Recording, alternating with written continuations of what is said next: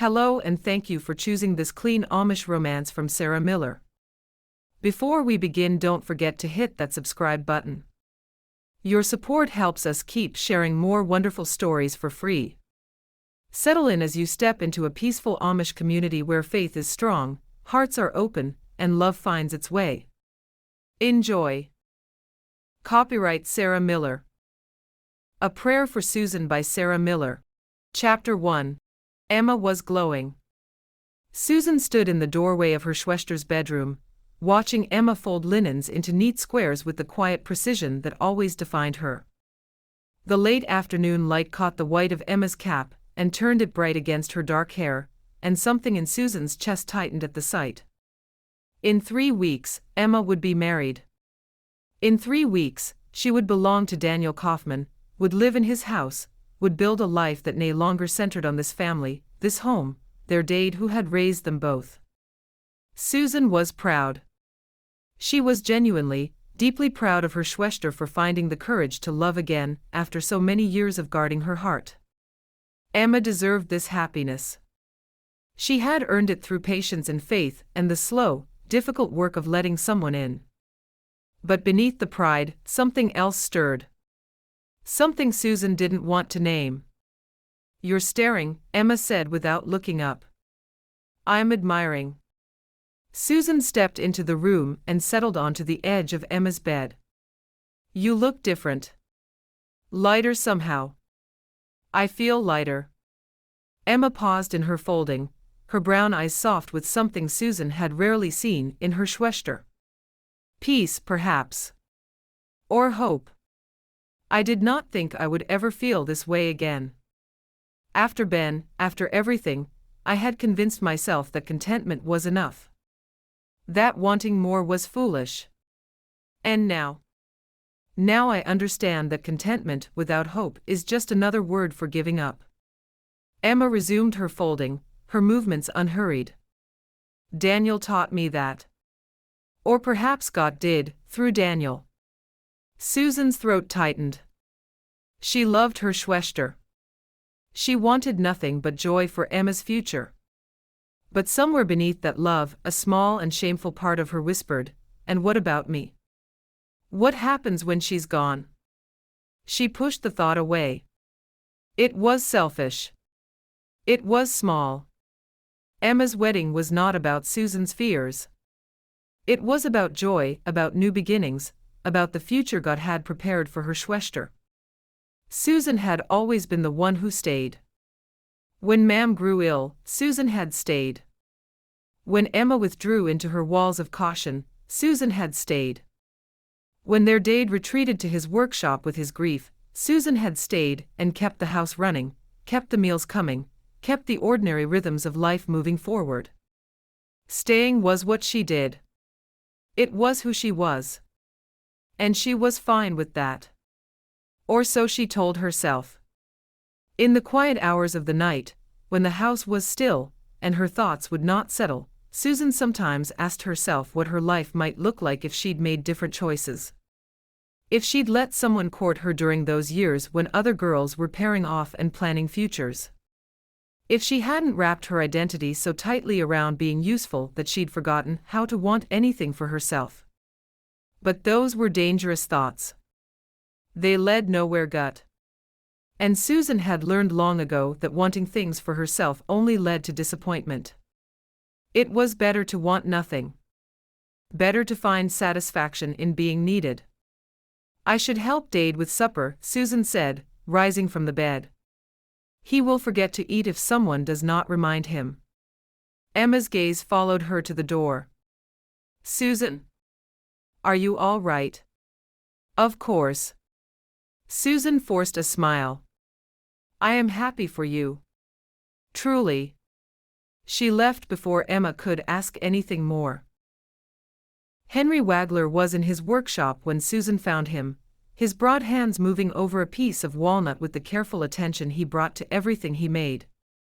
The workshop had always been his sanctuary, the place where he could think and pray and work through whatever troubled him. Since their mam's passing, he'd spent more and more time here, building things that would outlast him. "Dade?" Susan stepped through the doorway. "Supper will be ready soon." Henry looked up, and something in his expression made Susan pause. He was watching her with the same sharp, knowing gaze he had worn when she was a kinner, the look that meant he was about to say something she didn't want to hear. "Come here, Doctor." Susan crossed to the workbench, her steps slowing as she approached. Henry set down his tools and wiped his hands on his apron, then turned to face her fully. "I have something for you." He moved to the corner of the workshop where a large object sat covered with a canvas cloth. Susan's heart began to beat faster, though she could not have said why. Henry pulled the cloth away, and Susan's breath caught. It was a hope chest. Dark walnut, smoothly finished, with simple iron hinges and the unmistakable quality of her dade's craftsmanship. It was beautiful. The wood gleamed, even in the dim workshop light, the grain running in patterns that only her dade's eye could have chosen. He must have worked on this for months. While she was busy with meals and mending and all the small tasks that kept their household running, he had been in here building this. Building it for her. It was also unmistakably meant for a bride.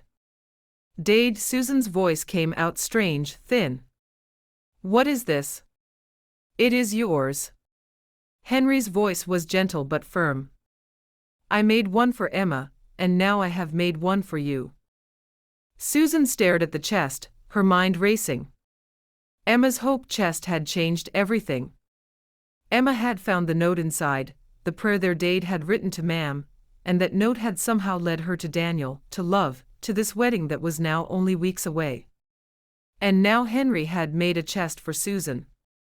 "You want me to marry," Susan said. It was not a question. "I want you to be happy."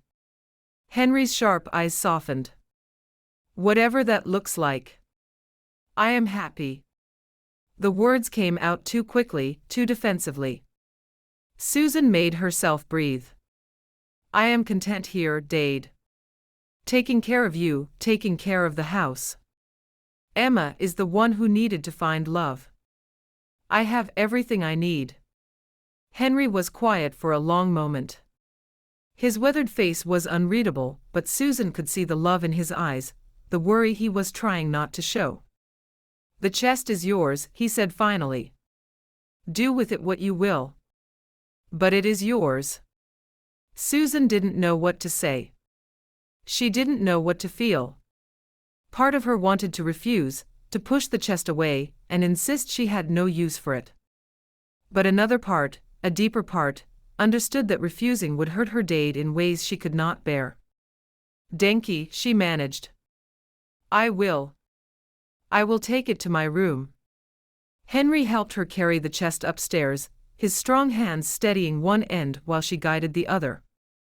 They set it at the foot of her bed, in the same spot where Emma's chest had once sat in her own room, and then Henry left her alone with it. Susan stood in her bedroom, staring at the chest. The walnut gleamed in the sparse light, rich and warm and full of promise. She wondered if inside there would be a note. Another prayer, another piece of their dade's heart laid bare on paper. She was not ready to find out, to read it. The chest sat in her room, heavy with implication, while Susan turned away and went downstairs to prepare supper. She would deal with it later. She would open it when she was ready, when she'd found the right words to explain to her dade that she didn't need a husband, that she didn't want the upheaval that marriage would bring. She was content. She was fine. She didn't need anything to change. And if she repeated it often enough, perhaps she would finally believe it. Chapter 2. The chest sat there, waiting. Susan had spent the entire evening avoiding it, finding small tasks that kept her away from her bedroom. She washed dishes that were already clean. She swept the porch twice. She even offered to help Emma sort through her trousseau, though Emma had gently shooed her away with a knowing look that Susan didn't want to examine too closely. Now the house was quiet. Henry had long since retired to his room, and Susan had run out of excuses. She sat on the edge of her bed and stared at the walnut chest. The iron hinges gleamed dully in the lamplight. The chest was beautiful. Her dade's craftsmanship was perfect, as always, every joint fitted with the precision that marked all his work. But it was not the craftsmanship that made her hands tremble as she reached for the lid. It was what lay inside. She lifted the lid slowly. The hinges made no sound. Inside, the chest was lined with soft cotton, and resting on top was a folded piece of paper. Just as Emma had found in her own chest. Just as she'd feared. Their dade liked routines.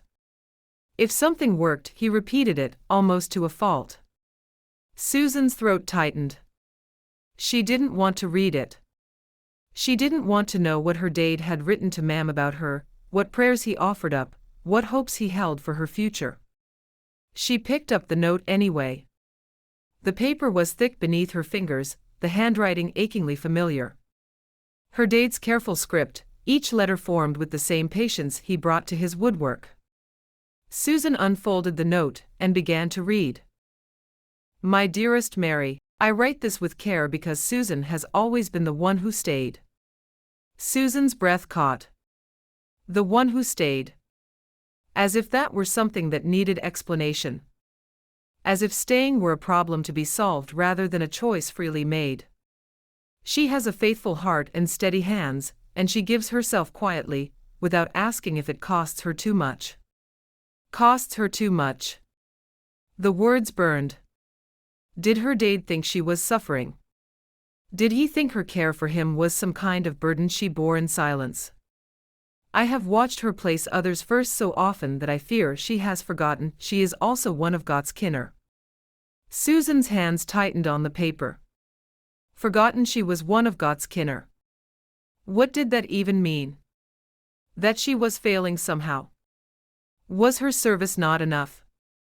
If she remains here with me, let it be because she chooses it freely, and not because she believes she must. Susan read the line twice, then a third time, trying to make it say something different. Trying to find the blessing she'd expected hidden somewhere in the careful script. But the words didn't change. Her dade had written to her Mam that Susan might be staying out of obligation.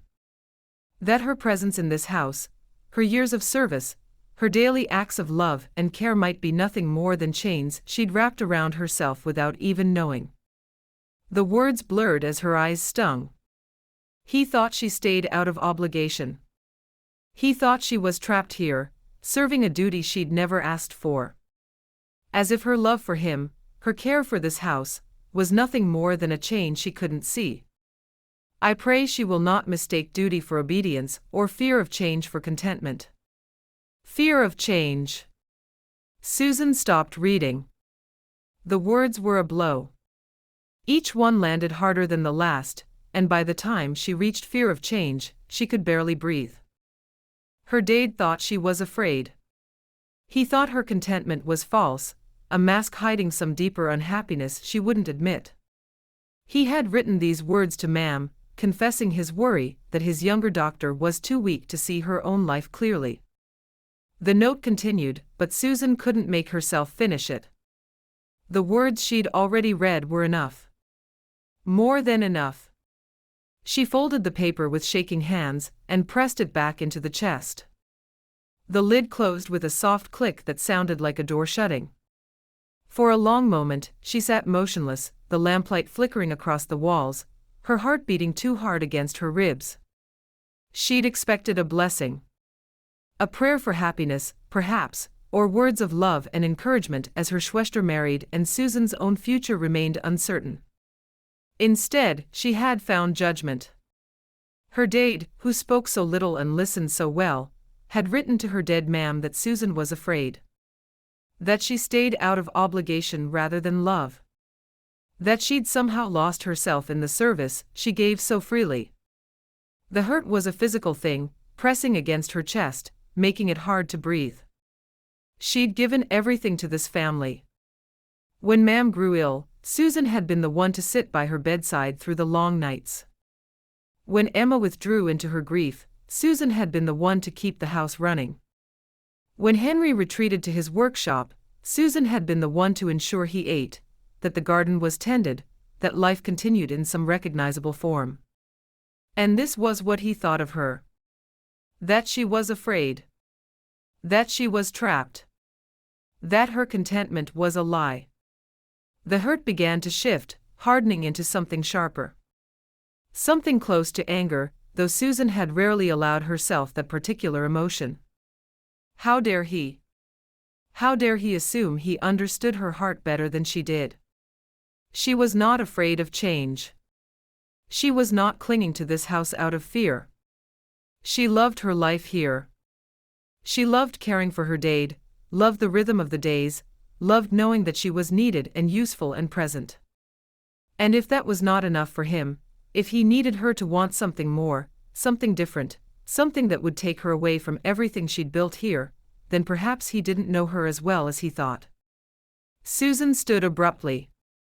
The movement was too quick, too sharp, and she had to steady herself against the bedpost. Her reflection in the small mirror on the wall showed a face pale with emotion, eyes too bright, mouth set in a hard line. She wouldn't let this stand. She'd never been one for confrontation. All her life, Susan had been the peacemaker, the one who smoothed over disagreements and found common ground. She'd let Emma have her moods and Henry have his silences, never pushing, never demanding, always patient. But this was different. This was her Dade looking at the life she'd built and seeing something broken. Something that needed fixing. And she couldn't let that assumption go unchallenged. Tomorrow, she would confront her Dade. She would ask him what he had meant by those words, what right he had to judge her choices, to assume her contentment was false and her love an obligation. She would make him explain himself. And if he couldn't, then perhaps she would finally understand that the distance between them was wider than she'd ever imagined. Susan blew out the lamp and lay down in the darkness, but sleep was a long time coming. The hope chest sat at the foot of her bed like a weight, and the words of her Dade's note circled through her mind like accusations. Fear of change. Mistake duty for obedience. Forgotten she is also one of Gott's children. She had not forgotten anything. She had chosen this life.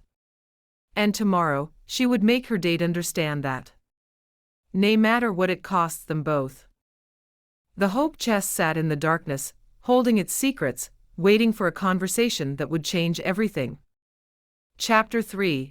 The next morning, Susan found her Dade in the kitchen, his hands wrapped around a cup of coffee, his gaze distant. He looked tired, older somehow, and for a moment Susan's anger wavered. Then she remembered the prayer.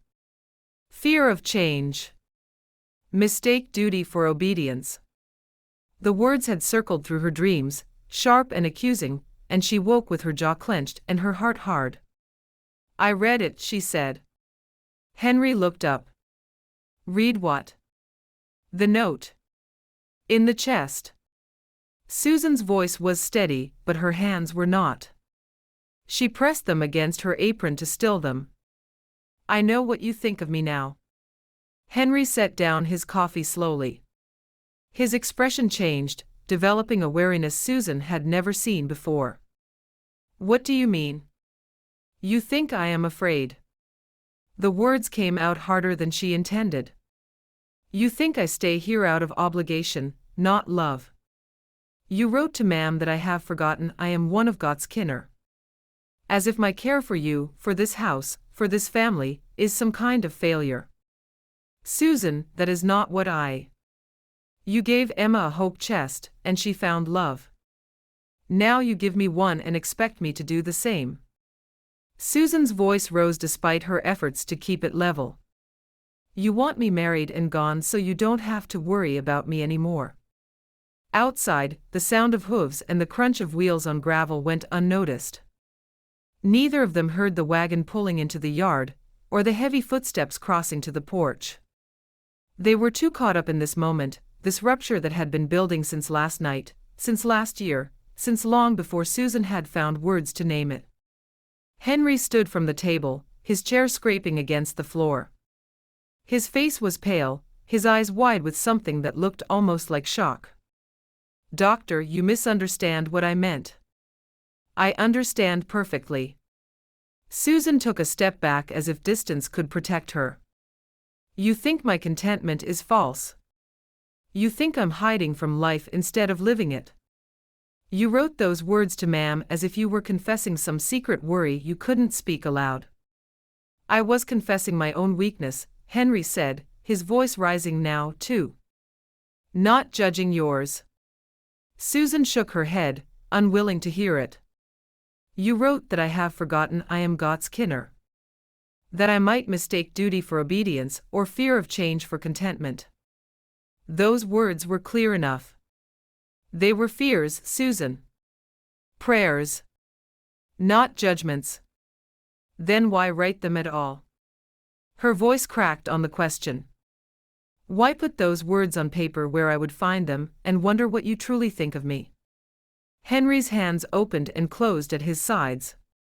Because I was afraid, too. Afraid that you were staying for the wrong reasons. Afraid that I was too selfish to notice. You think I stay out of selfishness. Susan took another step back.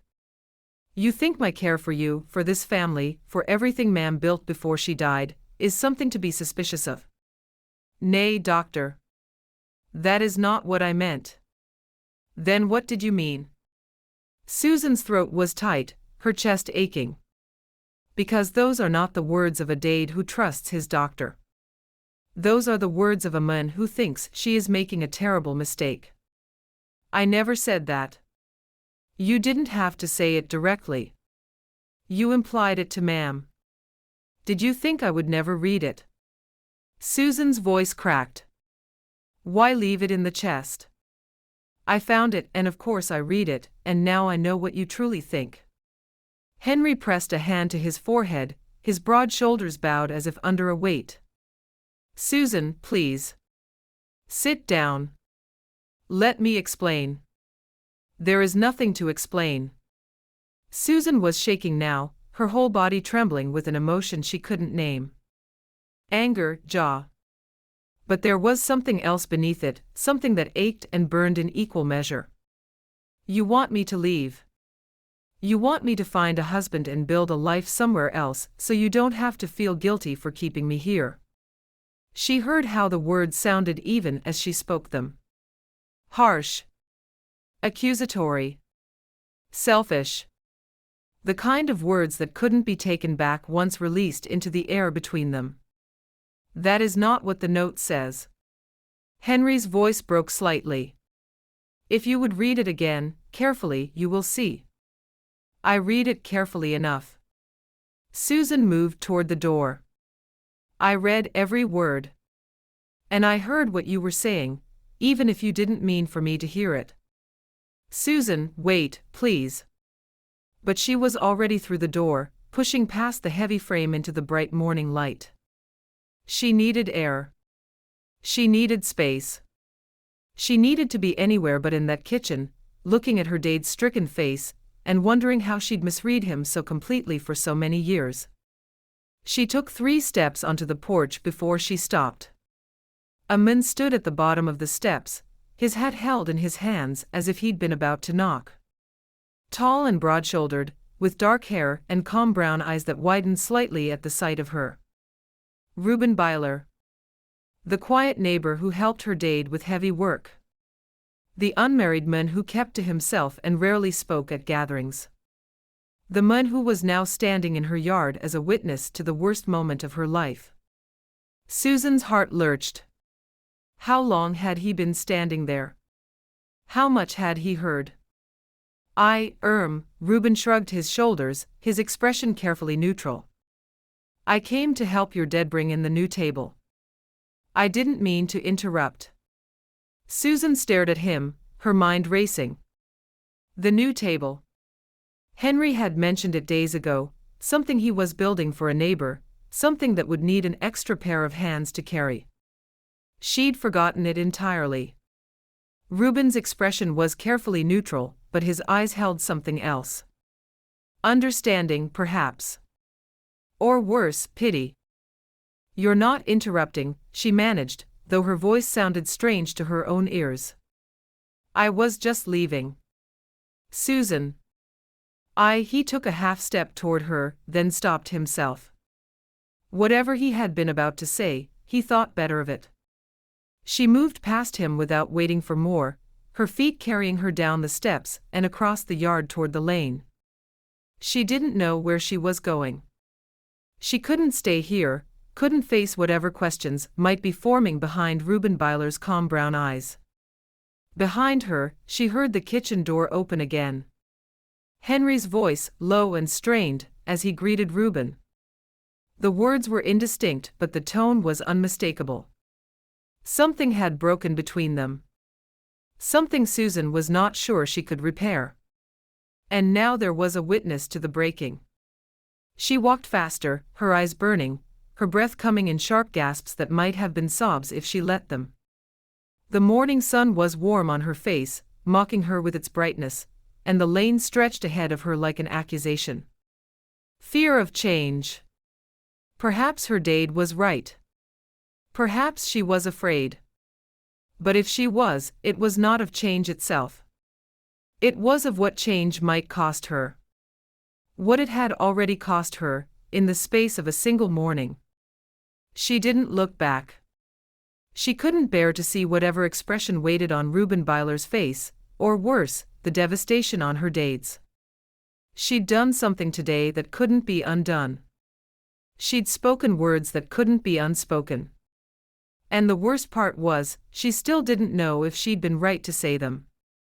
Or if she would ever be able to take them back. Chapter 4. Reuben shouldn't have followed her. He'd come to help Henry move a table, nothing more.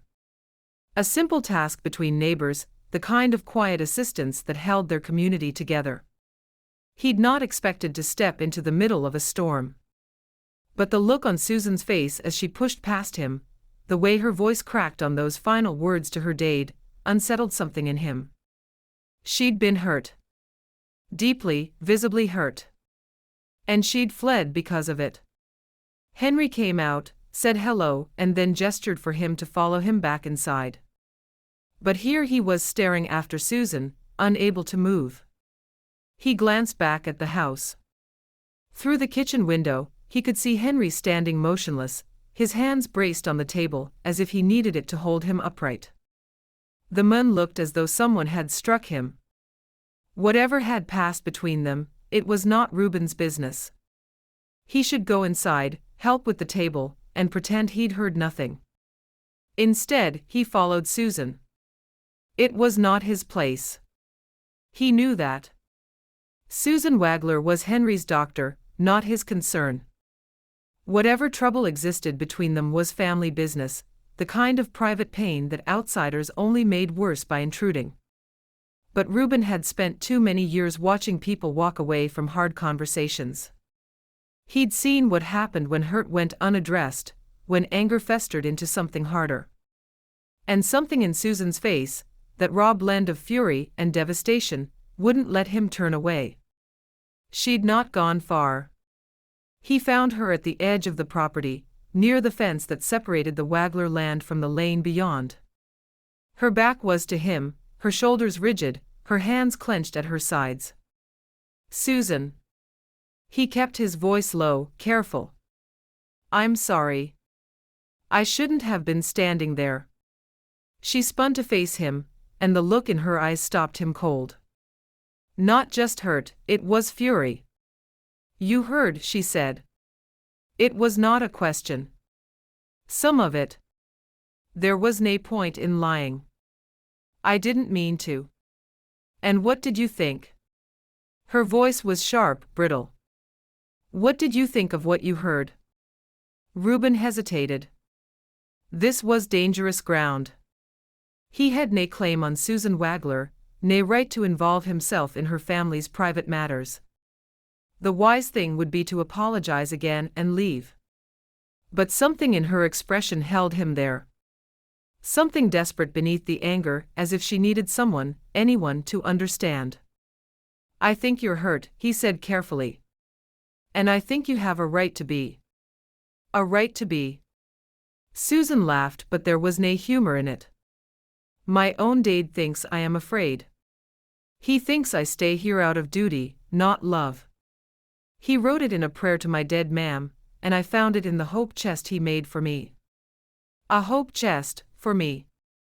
Reuben said nothing. He wasn't sure what response she wanted. He gave Emma a chest and a prayer, and she found love, Susan continued, her words tumbling out faster now. He gives me one, and what do I find? Accusations. Judgments. He thinks my contentment is false. He thinks I have forgotten I am one of God's kinner. May I see it? Susan stopped mid-sentence. What? The note, the prayer. Reuben kept his voice steady. You said you found it in the chest. May I read it? For a long moment, she stared at him, her expression caught somewhere between disbelief and something else he couldn't name. Then, without a word, she reached into her apron pocket and pulled out a folded piece of paper. Fine. She shoved it toward him. Read it. Tell me I'm wrong to be angry. Tell me my Dade's words mean something other than what they say. Reuben took the note carefully, as if it might burn him. The paper was thick, the handwriting neat and precise. Henry's work, clearly. The man put the same care into his letters as he put into his woodworking. He unfolded it and read. The words were written in Henry's neat, careful hand. A prayer. A confession of fears and hopes, the kind of private thoughts a man shared only with God and the memory of a far long gone. Reuben read slowly, aware of Susan standing rigid beside him, her arms crossed, her jaw tight. When he finished, he folded the paper carefully and handed it back. Susan snatched it from him. Well? Do you agree with me or not? Reuben was quiet for a long moment. He had nae right to interpret what Henry meant. He had nae right to tell Susan what to feel, or how to understand her own Dade's words. I do not know, he said finally. It is not my place to say. That is not an answer. Nay. It is not. He met her eyes steadily. But it is the only one I have. Susan's face flushed with frustration. She'd wanted him to argue with her, to give her something to push against. His refusal left her anger without a target. You are useless, she said, but the words had nae real heat. Perhaps. Reuben took a step back, giving her space. I am sorry for intruding. This is between you and your Dade. Families argue at times, but it doesn't mean anything. You love him, he loves you, and he gave this to you with the best of intentions, try to see them. He turned and walked back toward the house, leaving her alone with her Dade's words. He had nae wisdom to offer, nae interpretation to give. Whatever the note meant, Susan would have to decide for herself. Inside, Henry was waiting. The older man's face was drawn, his eyes shadowed with a weariness that went deeper than missed sleep. Is she all right?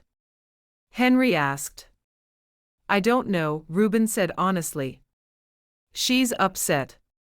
Beyond that, I cannot say. Henry nodded slowly, accepting this without argument. Whatever had happened between Dade and Doctor, it was not for Reuben to explain or resolve. He moved to help with the table, and the work gave them both something to do with their hands. Outside, Susan remained at the fence line, the note still clutched in her fist. Reuben did not look back again. It was not his place. Chapter 5. Susan stood at the fence line long after Reuben walked away, the note crumpled in her fist. I don't know. It is not my place to say. What kind of answer was that? She'd shown him the words. She'd asked him directly. And he refused to give her the one thing she needed. He refused to tell her she was right to be angry. Because she was right. She had to be. The note burned against her palm like an accusation. Her Dade's neat handwriting, his careful words, his prayers to a woman who could no longer hear them. He'd written about her as if she were a problem to be solved. A burden. As if her contentment were a symptom of something wrong. I pray she will not mistake duty for obedience or fear of change for contentment. Susan's jaw tightened. Fear. He thought she was afraid. He thought her steady presence in his home, her years of caring for him after Mam passed, her quiet dedication to the life they shared, he thought all of it was cowardice dressed as contentment. How dare he? She'd given everything. She'd stayed when Emma had her own crisis of faith and heart. She kept the household running, the meals prepared, the chores completed. She'd been the reliable one, the steady one, the doctor who never caused trouble or demanded attention. And this was her reward. A hope chest filled with her dad's doubts about her heart. Susan shoved the note back into her apron pocket and turned away from the fence. She didn't look toward the house. She didn't want to see her dad's face in the window, watching her with whatever expression he wore now. Guilt, perhaps. Or worse, the conviction that he'd been right to write what he wrote. She walked down the lane without a destination, her feet carrying her away from a confrontation she wasn't ready to have. The morning air was crisp, the sky cloudless, and none of it matched the storm churning inside her. Reuben Byler had been nae help at all. He'd read her dad's words and offered nothing. Nae agreement, nae argument, nae understanding. Just that maddening calm, and his quiet refusal to take a side. It is not my place to say. Perhaps it was not. Perhaps this was between her and her dad, as Reuben had said. Perhaps she'd been wrong to ask him. But that didn't make the silence easier to bear. That didn't give her anyone to stand beside her and confirm that her anger was justified. Because it was justified. It had to be. Susan walked until her feet ached and her anger had cooled to something harder, something that settled into her chest like a stone. By the time she turned back toward home, the sun had climbed higher and the morning was half gone. She would have to face her dad eventually. She would have to look him in the eye and decide whether to confront him with the words he'd written or pretend she'd forgotten all about them. Neither choice appealed to her. For now, she would do what she'd always done. She would return to the house, complete her chores, and prepare the midday meal. She would move through the familiar rhythms of duty and service, and she wouldn't speak of the note unless he spoke first. It was not a solution. It was barely even a plan. But it was all she had. Susan walked back toward the house, her home, with her shoulders straight and her jaw set, the note still pressed against her hip with every step. She wasn't ready to forgive. She wasn't ready to understand. She was only ready to endure. And that, she told herself, would have to be enough. Chapter 6. The barn was quiet in the late afternoon light. Henry sat on an overturned bucket, his hands loose between his knees, and stared at nothing. The argument with Susan had been 3 days ago, and the house had been strange and careful ever since. They spoke when necessary, passed dishes at meals, and went about their routines with the precision of people trying very hard not to disturb something fragile. It was not a peace. It was a holding pattern, and Henry didn't know how to break it. Seeing the hurt he had caused squeezed his heart. He had prayed so hard but found nae answers. The barn door creaked, and Henry looked up to find Bishop Amos Beeler standing in the entrance, his long white beard catching the light, his kind, faded blue eyes already assessing. Henry. Amos crossed the barn with the unhurried gait of a man who'd learned long ago that rushing accomplished nothing. I came to see how the wedding preparations are going. Emma tells me everything is on schedule. It is. Henry gestured to a hay bale near his bucket. Sit, if you have time. I could use the company. Amos lowered himself onto the hay with a grunt that spoke of aging joints. I always have time for an old friend who looks like he hasn't slept in days. Henry almost smiled. Amos had never been one for pretense. That obvious, is it? To someone who has known you for 40 years. Jaw. Amos settled back, his hands resting on his knees. What troubles you, Henry? For a long moment, Henry didn't answer. He was not a man who spoke easily of his heart. Mary had understood that about him. She'd learned to read his silences as clearly as other women read their husbands' words. But Mary was gone, and the words that might have been silent between them now had nowhere to go. Susan found a prayer, he said finally. One I wrote for her hope chest. Amos nodded slowly. And? She is angry. She thinks I'm accusing her of being afraid. Of staying here out of duty instead of love. Henry's voice caught on the word. She thinks I want her to leave. Do you? Nay. That is, I don't want her to go. Henry pressed his palms against his knees. But I want her to be free to choose. I want her to stay because she wants to, not because she thinks she must. There is a difference. There is. Henry looked up at the barn rafters, his eyes distant. I stayed with my own dad after my mam died. I was 17. My brooders had families, responsibilities. I was the youngest, the one with nothing to hold me elsewhere. So I stayed. And you resented it? Nay. I loved him. I was glad to care for him. Henry's throat tightened. But sometimes, late at night, I wondered. What if I'd gone? What if I'd built a different life somewhere else with someone else? Would I have been happier? Or would I have spent my whole life feeling guilty for leaving? Amos was quiet for a moment. You fear Susan is asking herself the same questions. I fear she's not asking them at all. Henry turned to face his old friend. I fear she's decided that staying is her only choice, and that she's stopped wondering whether it should be. That she's convinced herself that contentment is enough, when Gott may have something more for her. And the note was meant to give her permission to wonder. Jaw. The word came out heavy. But she didn't hear it that way. She heard an accusation where I meant to give love. She heard judgment where I meant to give prayer. Amos reached out and rested a weathered hand on Henry's shoulder. Love must leave room to choose, my friend. You cannot give someone permission they do not want. You can only open the door and wait. Henry turned those words over in his mind. He'd opened the door. He'd written the note, given her the hope chest, and done everything he could think of to show her that she was free to choose her own path. But Susan hadn't seen it that way. She'd seen judgment where he meant love. And if she never walks through it, then you have done what you could. Amos's eyes were gentle.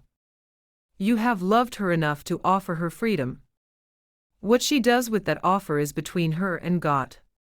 Henry bowed his head. The weight of the past 3 days pressed down on him, all the careful silences and avoided glances. I don't know how to reach her, Amos. Every time I try to speak, I make it worse. Words are not always the answer. Amos squeezed his shoulder once and let go. Give her space. Let her come to you when she is ready. Sometimes the best gift a dad can give his doctor is the patience to let her find her own way. Henry nodded slowly. It was not the answer he wanted. He wanted a path forward, a way to fix what had broken. A set of instructions like those he would use to mend broken equipment. But Amos was right. Some things couldn't be fixed by effort. They could only be healed by time and grace. When my own kinner were young, Amos said, his voice softening with memory, I made the mistake of trying to guide their every step. I wanted to protect them from wrong choices, from pain, from the consequences of their own hearts. Sarah finally sat me down and told me that I was not Gott. That my job was to love them, not control them. And you listened. Eventually. Amos's eyes crinkled. It took me longer than it should have. But I learned. Our kin are not extensions of ourselves, Henry. They are their own souls, with their own paths to walk. We can light the way, but we cannot walk it for them. Henry turned these words over in his mind. He'd spent so many years watching his doctors, trying to guide them without imposing, trying to give them room to grow while still keeping them safe. Had he failed? Had his note done the opposite of what he intended? The hardest part of parenting, Amos continued, is not knowing whether we have done enough or too much. We second-guess every choice, every word. But in the end, all we can do is love them and trust God with the rest. Denki, he said quietly. For listening. Always. Amos pushed himself up from the hay bale with another grunt. Now, I believe Susan mentioned bringing coffee. Perhaps we should. The barn door opened. Susan stood in the entrance, a tray in her hands bearing 2 cups and a small pot. Her face was pale, her eyes wide. Henry's heart sank. How long had she been standing there? How much had she heard? I brought coffee, she said, her voice carefully flat. I will leave it here. She set the tray on a nearby bale and turned to go. Susan, Henry started. But she was already gone, the barn door swinging shut behind her, and Henry was left with the echo of his own words and the weight of everything he had failed to say. Amos looked at him with something like compassion. Give her time, Henry. That is all you can do. Henry stared at the closed door. Somewhere beyond it, his doctor was walking away, carrying words she'd not been meant to hear. And he could only hope that somewhere in those words, she would find the truth he'd been trying to tell her all along. He bowed his head, and for the first time in days, he prayed not for Susan to understand, but for himself to have the patience to wait. The wisdom to stay silent when silence was needed. The strength to love her even when she pushed him away. It was not the prayer he wanted to pray. But it was the one his heart knew he needed. Chapter 7. The note lay open on Susan's bed, its creases worn soft from handling. She'd taken it out again, though she'd told herself a dozen times she would not. The argument with her dad still burned in her memory. Reuben's words still echoed. And somewhere beneath it all, the conversation she overheard in the barn kept circling back, demanding to be examined. I fear she has decided that staying is her only choice, and that she's stopped wondering whether it should be. Her dad's voice had been heavy with sorrow. Not accusation. Not judgment. Just fear. Susan picked up the note and began to read, more slowly this time. She forced herself to move through each line, to hear the words as they were written rather than as she'd first interpreted them. I write this with care because Susan has always been the one who stayed. That was true. She'd stayed. Through Mam's illness, through the grief that followed, through Emma's withdrawal and Henry's quiet suffering. She'd stayed because someone needed to. She has a faithful heart and steady hands, and she gives herself quietly, without asking if it costs her too much. Susan paused. There was no accusation in those words. They were a description. A recognition of who she was, and what she had given. They made her feel both proud and a little sad. I have watched her place others first so often that I fear she has forgotten she is also one of God's kinner. There it was. The line that had ignited her anger. But now, reading it again, Susan could hear something else beneath it. Not judgment. Fear. Her dad feared for her, not against her. If she remains here with me, let it be because she chooses it freely, and not because she believes she must. The words blurred slightly. Susan blinked hard and kept reading. I pray she will not mistake duty for obedience or fear of change for contentment. Fear of change. Contentment. Were they the same thing? Could they be? Susan had told herself for so long that she was content here, that she wanted nothing more than this life, this house, this role. But was that contentment, or was it something else? She had built her identity around staying. Around being the one who was needed, who was reliable, who never complained. What would happen to that identity if she admitted that staying might not be enough? What would be left of her if she let go of the role she had clung to for so long? She stopped. The thought was too uncomfortable. Too close to something she wasn't ready to face. She folded the note quickly, pressing the creases flat with fingers that trembled slightly, and shoved it back into her pocket. Reuben was wrong. Her dad was wrong. She wasn't afraid. She was exactly where she was supposed to be. And she would prove it by going about her day as if nothing had changed. The general store was busy with afternoon shoppers, the usual mix of women gathering supplies and exchanging news. Susan moved through the aisles with her basket, selecting the items Emma had requested for the wedding preparations. Thread, pins, and a bolt of white cotton for the tablecloths that still needed hemming. Susan Wagler. Susan's shoulders tightened at the familiar voice. Betty Glick was bearing down from across the aisle, her round face beaming, her hands already reaching out in greeting. "How good it is to see you." Betty clasped Susan's hands warmly. "And how is your dad? I hear Emma's wedding is coming along beautifully." "It is." Susan managed a smile. "We are all looking forward to it." "Of course you are. Such a blessing for your family." Betty's eyes sparkled with the particular light they always held when she was about to say something she shouldn't. "And I hear you received a hope chest of your own." Susan's stomach dropped.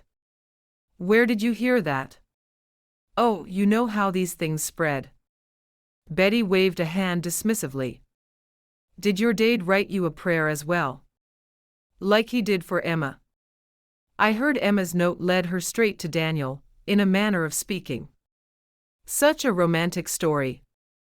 She clasped Susan's hands in front of her, beaming in a way that had Susan bristling more than she liked. "I would rather not discuss it." Susan pulled her hands free as gently as she could. "But surely there is no harm in it." "I said I would rather not discuss it." The words came out sharper than Susan intended, hard enough to make Betty step back, her round face falling into lines of hurt surprise. The silence in the store was sudden and complete. Susan could feel eyes turning toward her, she could feel the weight of attention from every woman in the shop. "I'm sorry," Betty said quietly. "I didn't mean to pry, or to upset you." Susan's face burned. She'd been rude. If she were honest, she'd been unforgivably rude to a woman who meant no harm, who was only guilty of speaking before thinking. "Nay, I'm sorry. I shouldn't have spoken so sharply." "It is all right." Betty's voice was gentle, but her eyes held a new wariness. "I'll leave you to your shopping." She moved away, and the store slowly returned to its usual hum of conversation. But Susan could feel the difference now. The sideways glances. The careful distance other women kept as they passed her in the aisles. She'd made a scene. Over a question she should have been able to answer with a simple smile and a vague reply. Over a hope chest that should have been a blessing, not a burden. Over a note that should have brought comfort, not pain. What was wrong with her? Susan finished her shopping quickly and headed for the door, her basket heavy on her arm, and her shame heavier on her heart. She behaved badly, and she couldn't even explain why. Couldn't admit that Betty's innocent question had struck something raw and unhealed. She stepped outside into the afternoon light and stopped. Reuben Byler was across the lane, loading supplies into his wagon. He was not looking directly at her, but something in his posture suggested he'd been watching the mercantile door. Waiting, perhaps, to see who emerged. Their eyes met. Susan looked away first. He'd seen her enter. He'd probably heard, through the thin walls of the mercantile, the sharpness in her voice. And now those calm brown eyes held something that made her want to look away. Understanding. Patience. Things she wasn't ready to receive from anyone, least of all from him. He understood more than she wanted him to understand. His steady gaze caught things she wished nay one could see, things she'd not even admitted to herself. It was unsettling, being seen so clearly. Unsettling in a way she didn't want to examine, but it was also almost a relief. He saw her, and there was nothing she could do about it. Susan walked past without a word, her steps quick and purposeful, her eyes fixed on the lane ahead. The weight of his attention pressed against her back like a hand she couldn't shake off. She didn't look back to see if he was still watching. She was certain he was. And that certainty followed her all the way home. The hope chest waited in her room, silent and patient. The note waited in her pocket, its creases worn soft from handling. And somewhere beneath her anger, beneath her shame, beneath all the careful walls she'd built around her heart, a question was beginning to form. What if they were all right? What if she was the one who couldn't see clearly? Susan pushed the thought away. But it lingered, stubborn and persistent, and she had the unsettling feeling that it wouldn't leave her alone until she found the courage to answer it. Chapter 8. The Kaufman barn was filled with the quiet industry of wedding preparation. Reuben lifted another bench into place, the wood smooth and solid beneath his hands. Daniel worked beside him, his movements unhurried and precise, placing each piece of furniture with the same care he brought to everything he did. "That is the last of them," Daniel said, stepping back to survey their work. "The women will cover them with linens before the big day." Reuben nodded, wiping his hands on his trousers.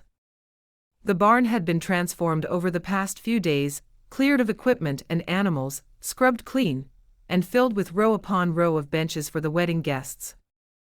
In almost 2 weeks, Emma Wagler would become Emma Kaufman, and this barn would hold the celebration.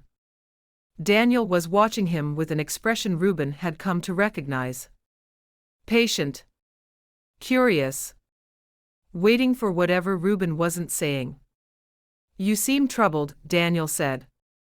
"More than usual." "I am always troubled." Reuben attempted a smile. "It is my natural state." But this is different." Daniel leaned against one of the barn posts, crossing his arms. "This has to do with Susan Wagler."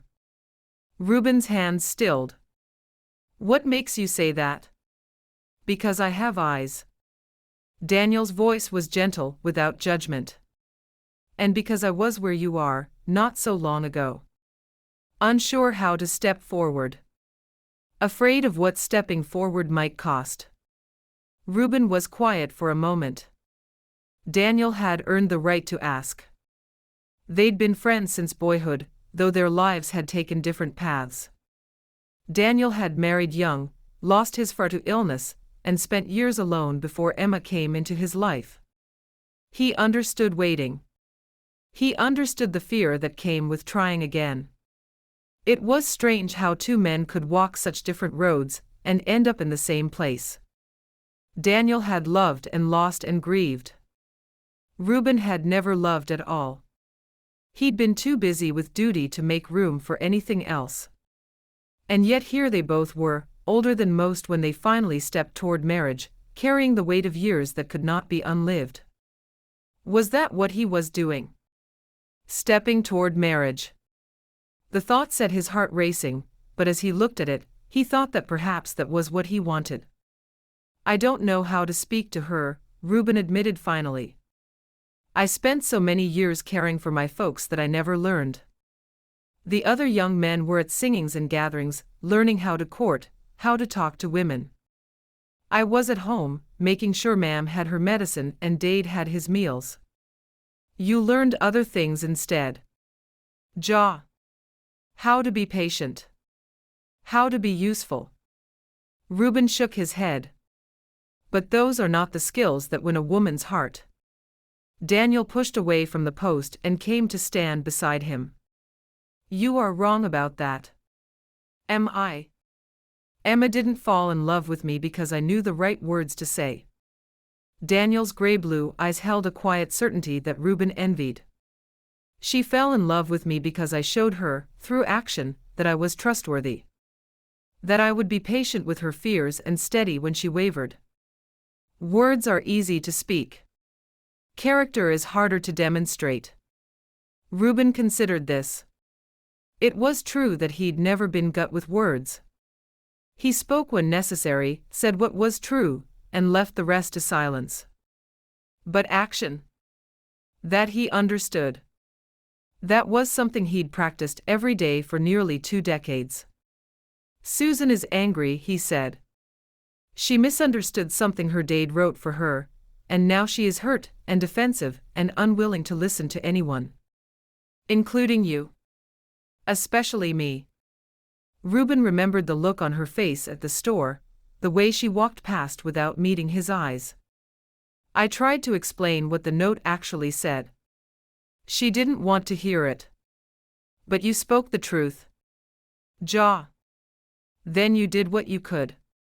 Daniel clapped a hand on Reuben's shoulder. The rest is between her and God. Your job is not to convince her. Your job is to be steady. To be present. To show her through your actions that you are worth trusting, even if she is not ready to trust. And if she never becomes ready. Daniel's expression softened. Then you will have lost nothing you ever had. But you will have gained the knowledge that you tried. That you did not retreat out of fear. Reuben turned the words over in his mind. Retreat. That was what he'd been considering, in the quiet hours of the night. Stepping back. Giving Susan space. Protecting himself from the sting of her anger by simply staying away. But that was not what Daniel was suggesting. Daniel was suggesting something harder. Something that required faith. Pray, Daniel said simply. Pray for wisdom. Pray for patience. And then do not retreat. Be present. Be steady. Let her see who you are through what you do, not what you say. That simple, huh? That difficult. Daniel smiled slightly. But also that simple. Reuben looked around the barn, at the benches arranged for celebration, at the space that would soon be filled with joy and love and the beginning of a new family. Daniel had waited years for this moment. He'd been patient through grief and loneliness and the slow, uncertain process of learning to love again. If Daniel could do it, perhaps Reuben could too. Denki, Reuben said quietly. For the advice. It was more than advice. It was permission. Permission to hope, even when hope seemed foolish. Permission to try, even when trying might end in failure. The words settled into Reuben's chest like a prayer. He'd spent so many years waiting. Waiting for his parents to heal. Waiting for the right moment. Waiting for his life to begin. But Susan was worth waiting for, too. It's not advice. Daniel moved toward the barn door, his work finished for the day. It is experience. The advice is the same thing my ma'am told me when I was too afraid to speak to Emma the first time. And what was that? Daniel looked back over his shoulder, a rare humor warming his eyes. She said, stop thinking so much and just show her who you are. The right woman will see it. He disappeared through the barn door, leaving Reuben alone with the benches and the silence and the weight of a decision he'd not quite made. But as he gathered his tools and prepared to leave, something in him had shifted. He wouldn't retreat. He wouldn't hide from Susan's anger or protect himself from the possibility of rejection. He would be present. He would be steady. And he would trust God to handle the rest. The evening light was golden as Reuben walked home, the autumn air cool against his face. Somewhere, Susan Wagler was carrying her anger like a shield, using it to keep the world at bay. But shields grew heavy over time. And when she was ready to set hers down, Reuben intended to be there. Not pushing. Not demanding. Just present. It was all he had to offer. He hoped it would be enough. The farm was quiet when he arrived home, the animals settling into their evening routines, the house standing empty and waiting. Reuben moved through his chores with practiced efficiency, but his mind was elsewhere. On Susan. On the anger in her eyes. On the pain beneath it that she wouldn't let herself acknowledge. He'd seen that pain before. In his own reflection, during those long years of caring for his parents. The pain of wanting something you'd convinced yourself you couldn't have. The pain of watching life pass by while you stood still, telling yourself it was duty, telling yourself it was right. Susan would find her way. He believed that. But he also believed that she didn't have to find it alone. Whether she would let him walk beside her remained to be seen, but he would be there if she needed him. Chapter 9. The wedding preparations had reached the point where every pair of hands was needed. Susan spent more time at the Kaufman farm than at home, helping with tasks that multiplied faster than they could be completed. Tablecloths to hem. Benches to arrange. Food to prepare for the 300 guests who would fill the barn in just over a week. She hadn't expected to find Reuben there so often. But he appeared each day, quiet and steady, helping Daniel with whatever needed doing. And somehow, despite Susan's best efforts to avoid him, they kept ending up in the same places at the same times. Today it was the barn, where they were both arranging the last of the benches while Emma and Daniel discussed final details. "That one is crooked," Reuben said, nodding toward a bench Susan had just placed. "It is not." "It is." There was no challenge in his voice, only observation. "The right side is 2 inches forward." Susan looked. He was right. She adjusted the bench without comment.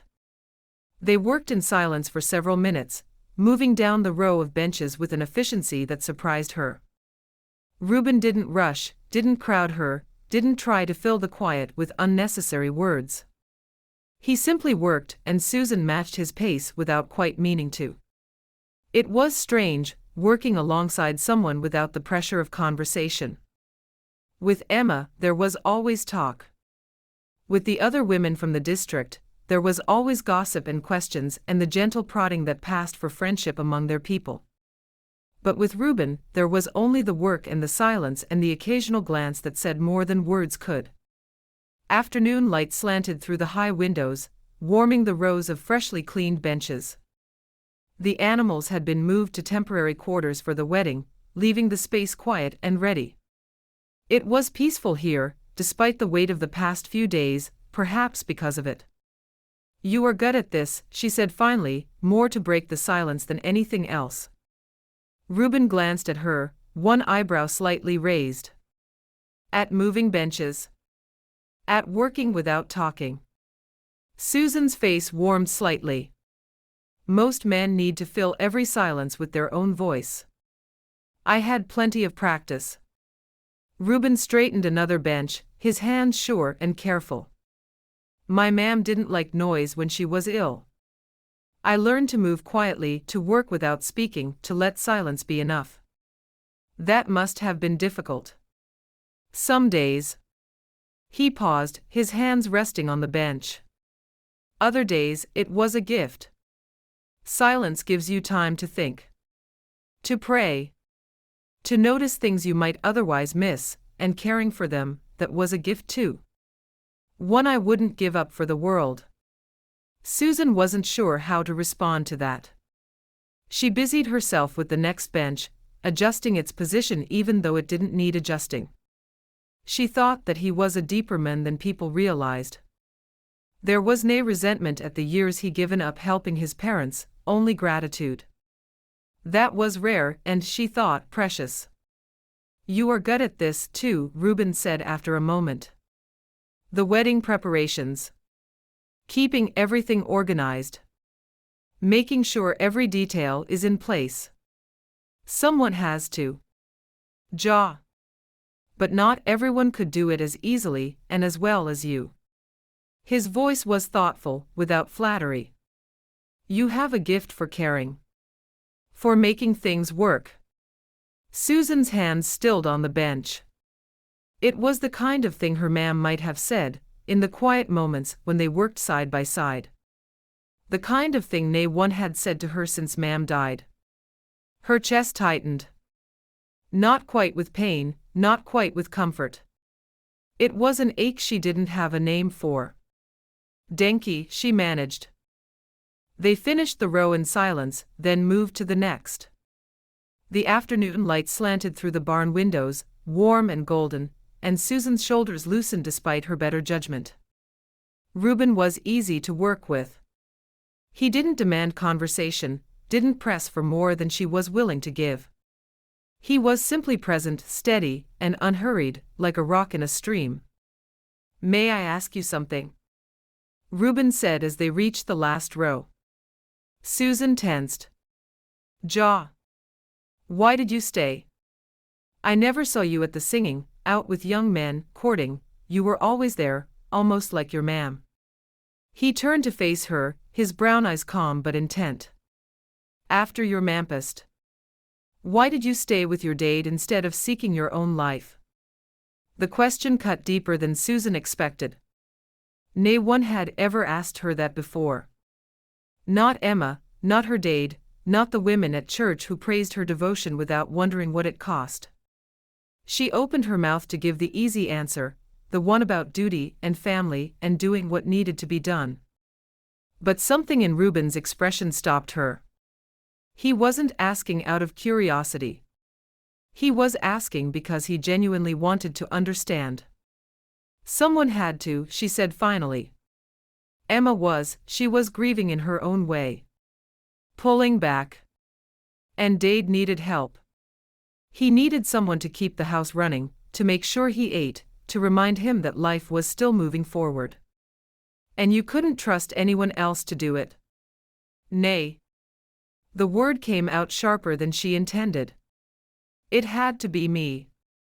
I couldn't have left. Reuben was quiet for a moment. I stayed too long, he said finally. With my folks. I told myself it was duty, that it was the right thing to do. And it was, for a time. Well, I would have always stayed, but I used staying as a way to stop living my own life. Somewhere along the way, duty became habit. And habit became fear. Susan's breath caught. She didn't want to hear this. Didn't want to see herself reflected in his words.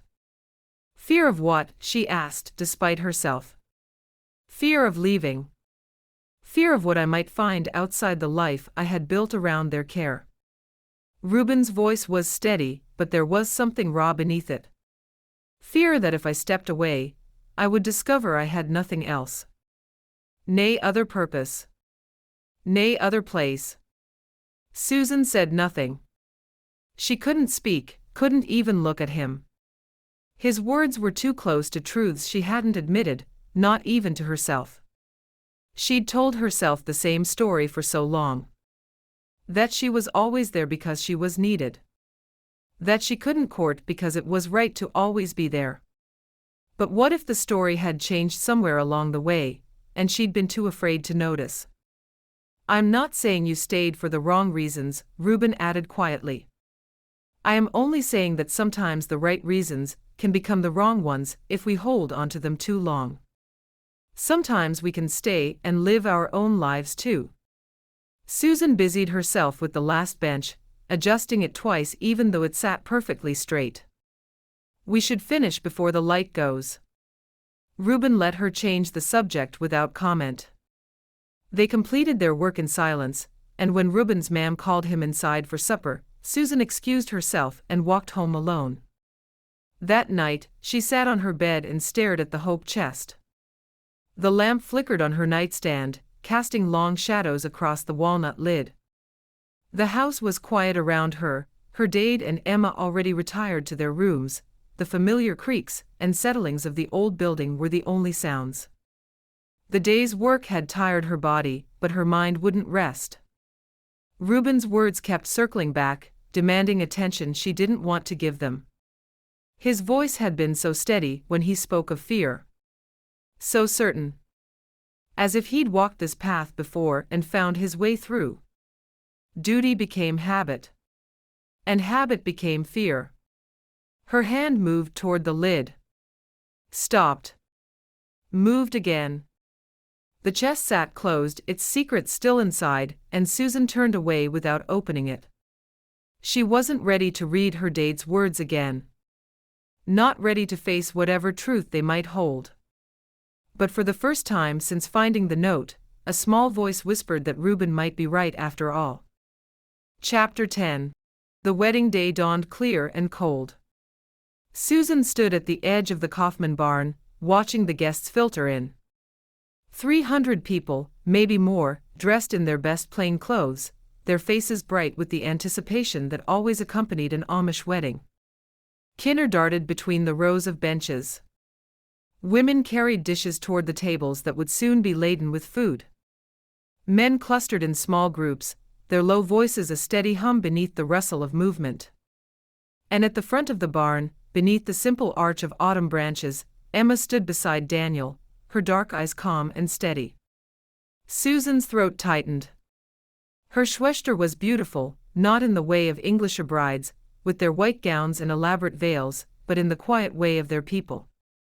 Emma wore her best dress, a deep blue that brought out the warmth in her eyes. Her cap was perfectly white, her hair pinned neatly beneath it. And the expression on her face was one Susan hadn't seen in years. Peace. Pure and unguarded peace. The service began, and Susan listened to the familiar words of the bishop's sermon. Marriage was a covenant before Gott. A promise made not just between two people, but between those people and their Creator. It was sacred. It was permanent. It was the foundation upon which families and communities were built. Susan had heard these words at dozens of weddings. But today they landed differently. Today they echoed against something hollow in her chest. When the moment came for Henry to give Emma away, Susan couldn't look away. Her Dade stood tall and straight, his gray beard neatly trimmed, his eyes bright with emotions he would never speak aloud. He placed Emma's hand in Daniel's with a gesture that was both tender and final, and something in Susan broke. The house would be empty now. Not entirely, not yet. Susan would still be there, still caring for her Dade, still keeping the rhythms of daily life in motion. But Emma was leaving. Emma, who'd been her closest companion for 24 years, was stepping into a new life, a new family, a future that would no longer center on the Wagler home. Susan blinked hard and looked away. This was supposed to be a happy day. The happiest day of Emma's life. And Susan was genuinely happy for her Schwester. But happiness and grief had always been close companions, and today they walked hand in hand through the crowded barn. The rest of the service passed in a blur. The vows were exchanged. The hymns were sung. And then Emma and Daniel were married, and the barn erupted into the controlled celebration that marked every Amish wedding. Susan moved through the crowd, accepting congratulations on Emma's behalf, helping to organize the first seating for the meal. She smiled when she was supposed to smile, spoke when she was supposed to speak, and tried not to think about the empty bedroom that would be waiting when she returned home. She'd been the one to help Emma pack her things that morning. Had been the one to fold the last of the linens, to close the drawers, to smooth the quilt on the bed that would no longer be slept in. The room had looked the same as it always had. But it had already begun to feel like a memorial. Susan Wagler. Susan turned to find Bertha Esch standing beside her, a plate of food balanced in her capable hands. Bertha was a sturdy woman in her late 40s, with dark hair pulled tight beneath her cap, and a face that looked stern until you caught the softness in her eyes. A beautiful wedding, Bertha said. Your dad must be proud. He is. Susan managed a smile. We all are. Ja. Bertha's gaze drifted to where Henry stood talking with Bishop Amos. It is a difficult thing, though. Watching our kinner leave. Even when we know it is what God intends. Susan wasn't sure how to respond to that. I have 4 doctors, Bertha continued, her voice quieter now. 2 are married. 2 are not. She paused. The pressure, you know. To see them settled. To know they will be cared for when we are gone. It sits on a parent's shoulders like a weight that never lifts. I imagine so. Your dad carries it too. Bertha's eyes met Susan's. I can see it in him. The worry. The hope. The fear that he might do something wrong and cost his doctors their happiness. Susan's chest tightened. She didn't want to think about her dad's fears. Not today. Not when the wound between them was still so raw. Excuse me, she said. I should check on the serving tables. She moved away before Bertha could say more, weaving through the crowd until she reached a quiet corner near the barn doors. The cool autumn air was sharp against her flushed face, a relief after the warmth of too many bodies in the crowded barn. She leaned against the doorframe and breathed, letting the silence settle around her. Across the barn, Reuben was helping to carry empty platters back toward the serving area. He moved with the same unhurried efficiency she'd come to expect from him, his broad shoulders cutting through the crowd without seeming to disturb it. He didn't look toward her, but Susan was certain he was aware of her presence. She was caught. Caught between the comfort of the life she'd built and the calling she was afraid to acknowledge. Caught between her dad's fears and her own. Caught between the safety of staying and the terrifying possibility of change. Emma had made her choice. Emma had stepped forward into love, into marriage, into a future that was uncertain but full of promise. Susan was still standing at the doorway, watching others live the life she was too afraid to claim. The celebration continued around her, bright with laughter and music and joy. Susan stayed at the edge of it all, neither fully present nor fully absent. How long could she remain in this liminal space? How long before something forced her to choose? The afternoon wore on, and eventually the barn began to empty. Guests departed with warm wishes and full stomachs. The tables were cleared, the benches stacked. Emma and Daniel left together in his buggy, her Schwester's face bright with happiness as she waved goodbye. Susan stood in the doorway of the now quiet barn, her eyes following the buggy until it disappeared around the bend in the lane. Emma had not looked back. She'd been facing forward, toward Daniel, toward the life they would build together, toward everything that lay ahead. That was how it should be. Susan understood that. A bride should look forward, not back. A woman stepping into her future shouldn't spend it mourning what she was leaving behind. But understanding didn't stop the ache. The Wagler house waited for her, emptier than it had ever been. And somewhere in her room, a hope chest sat with its secrets still unread. Henry appeared beside her, his presence warm and solid and achingly familiar. He said nothing. He didn't need to. They stood together in the fading light, father and doctor, and let the silence speak for both of them. Tomorrow, Susan would have to face whatever came next. Tomorrow, there would be questions and decisions and the slow, painful work of figuring out what her life would look like now that Emma was gone. The hope chest waited in her room. The note waited inside it. And somewhere in a future she couldn't yet see, answers waited too. But for now, she simply stood beside her dad, and let the weight of the day settle around them both like a cloak. Whatever lay ahead, at least they would face it together. For a little while longer, at least. Chapter 11. The days after Emma's wedding were quieter than Reuben had expected. The community had returned to its usual rhythms, the excitement of the celebration fading into the ordinary business of late autumn. Fields were being prepared for winter. Animals were being brought closer to the barns. And Reuben had more time to think than he wanted. He crossed paths with Susan at the store, both of them reaching for the same spool of thread. Their hands brushed, and Susan pulled back as if burned. "I'm sorry," she said, not meeting his eyes. "I didn't see you there." "It is all right."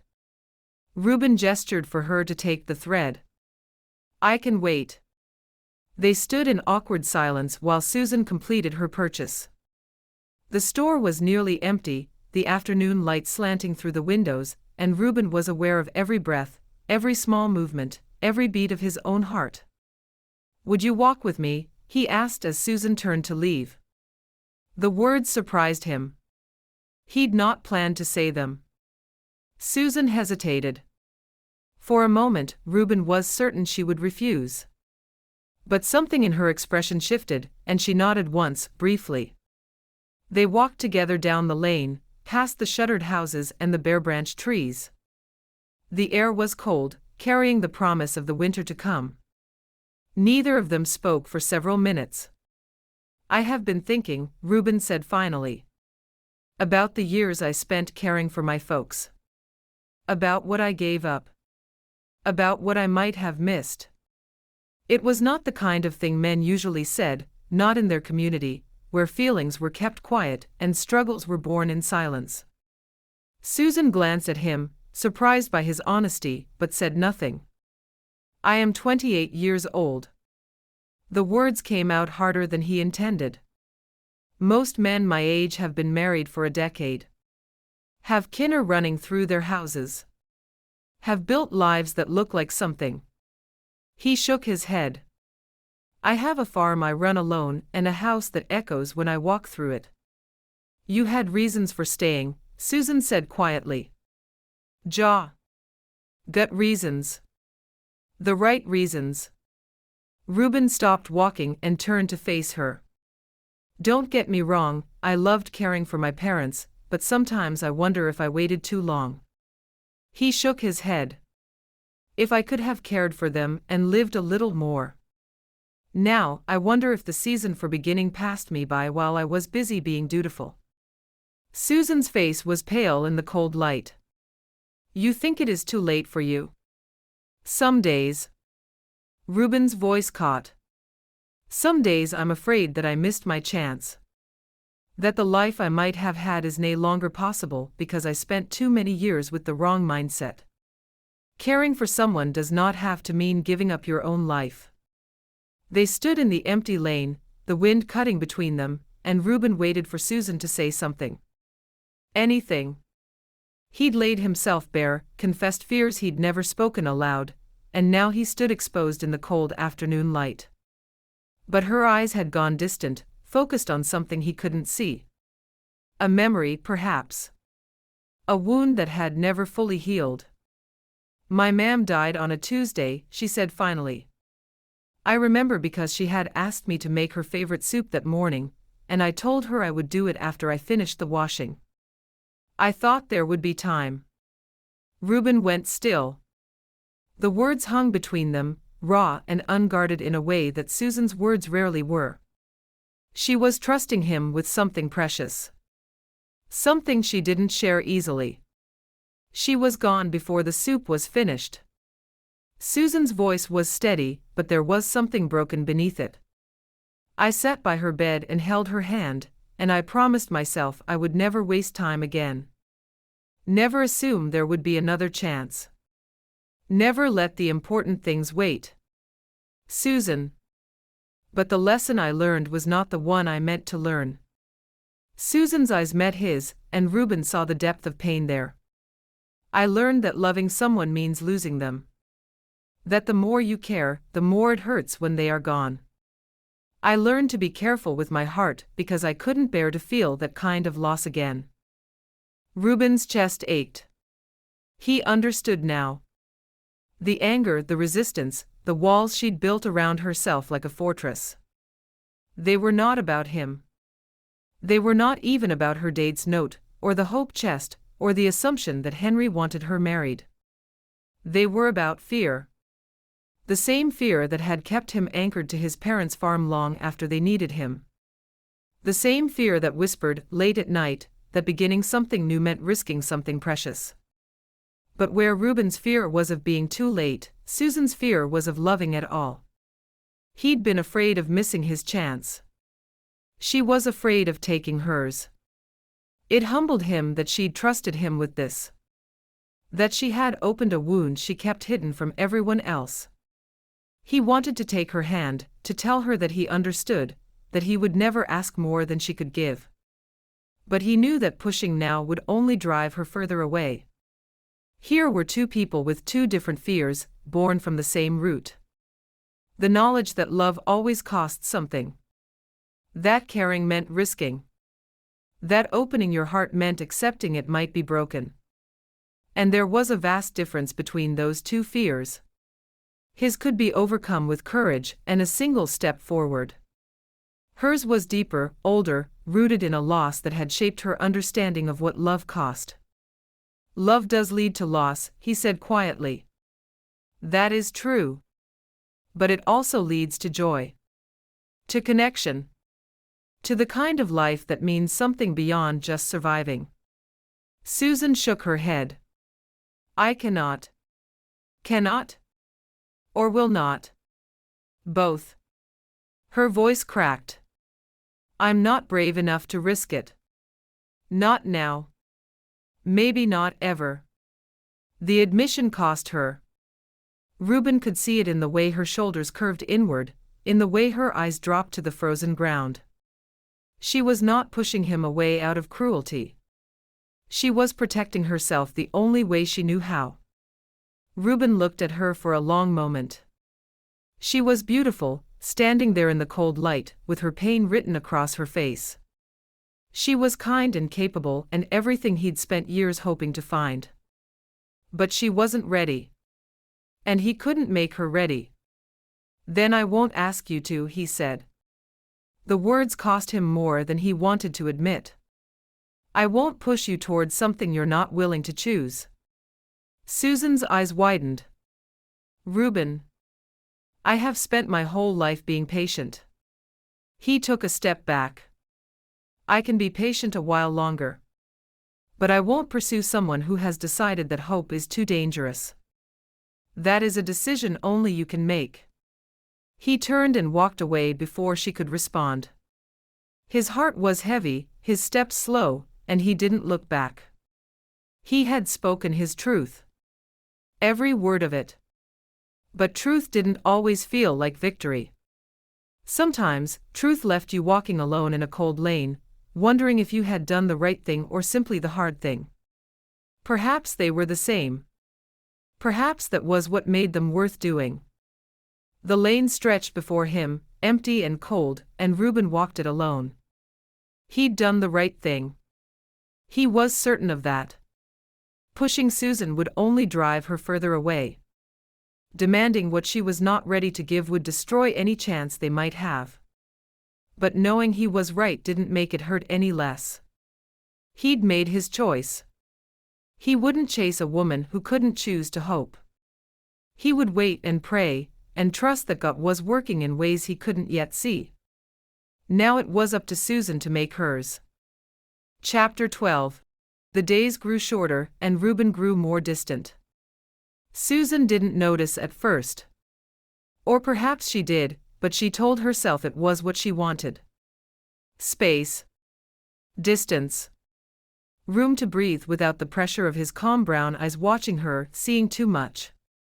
But as the first week passed, and then the second, she began to feel his absence like a missing tooth. A gap where something had been, now empty and strange. She saw him at Sunday service, sitting across the room with the other men. He didn't look her way. Didn't nod or smile or acknowledge her presence in any of the small ways he had before. He was polite when they passed, respectful when they spoke, but the warmth was gone. He'd meant what he said. He wouldn't pursue her. It should have been a relief. She'd pushed him away, and he'd respected that. He'd given her exactly what she asked for. Susan told herself she was relieved. This was what she wanted, was it not? Freedom from his attention, from his questions, from the way he made her examine parts of herself she would rather leave unexamined. But relief was not what stirred in her chest when she saw him across the store, or when his buggy passed hers on the lane, or when Sunday service ended and he left without a backward glance. Something closer to loss stirred inside of her. A hollow ache that grew larger with each passing day. She hadn't expected to miss him. That was the worst part. She expected relief, freedom, the quiet satisfaction of having protected herself from another attachment that could only end in pain. Instead, she listened for his voice in crowded rooms, watched for his buggy on the lane, turned toward every tall figure that passed. And she didn't know what to do with that. Why did she miss him? Was there anything she could do about it? The workshop was quiet when Susan brought her date his afternoon coffee. She paused in the doorway, the cup warm in her hands. Henry sat at his bench, a piece of walnut before him, his tools laid out with the precision that marked everything he did. But his hands were still. He wasn't working. He was staring at nothing, his expression distant, his shoulders bowed beneath some invisible weight. The house had been too quiet since Emma left. Susan tried to fill the silence with conversation, with activity, with the ordinary routines that had always anchored their days. But something was missing. Emma's presence, her voice, the simple fact of her being there. Even the sounds of the house were different now. There were fewer footsteps, fewer doors opening and closing, fewer murmured conversations drifting from room to room. The Wagler house had held 3 people for so long that 2 were not enough. She knew that part of the problem was that she'd withdrawn, but even though she knew that, she wouldn't admit it to herself. She also didn't know how to fix it. Her heart felt heavy. It must be missing Emma. It couldn't have anything to do with Reuben, could it? Dade? Henry looked up, startled, as if he had forgotten she was in the world. Susan. I didn't hear you come in. I brought you coffee. She crossed to the bench and set the cup beside him. You've been out here for hours. Have I? Henry looked around the workshop as if seeing it for the first time. I suppose I have. Susan hesitated. The distance between them had narrowed since the wedding, the sharp edges of their argument worn down by time, and the shared experience of watching Emma leave. But there was still something unresolved, still words that had not been spoken, still the weight of a hope chest sitting unwanted in Susan's room. Are you all right? She asked. Henry was quiet for a long moment. His hands moved over the wood before him, tracing the grain without purpose. I miss her, he said finally. Emma. I miss hearing her in the kitchen. I miss seeing her at the table. I miss knowing she's here, even when we didn't speak. Susan's throat tightened. I miss her too. I know. Henry looked up at her, and something in his expression made Susan's heart ache. He looked older than he had a month ago. The lines around his eyes had deepened, and there was a weariness in his shoulders that had not been there before Emma's wedding. And I fear that when you leave, he said quietly, I will miss you even more. Susan opened her mouth to say she was not leaving, that she had no plans to leave, that she would stay as long as he needed her. But the words wouldn't come. Because she wasn't sure they were true anymore. Dade. You do not have to say anything. Henry's voice was gentle.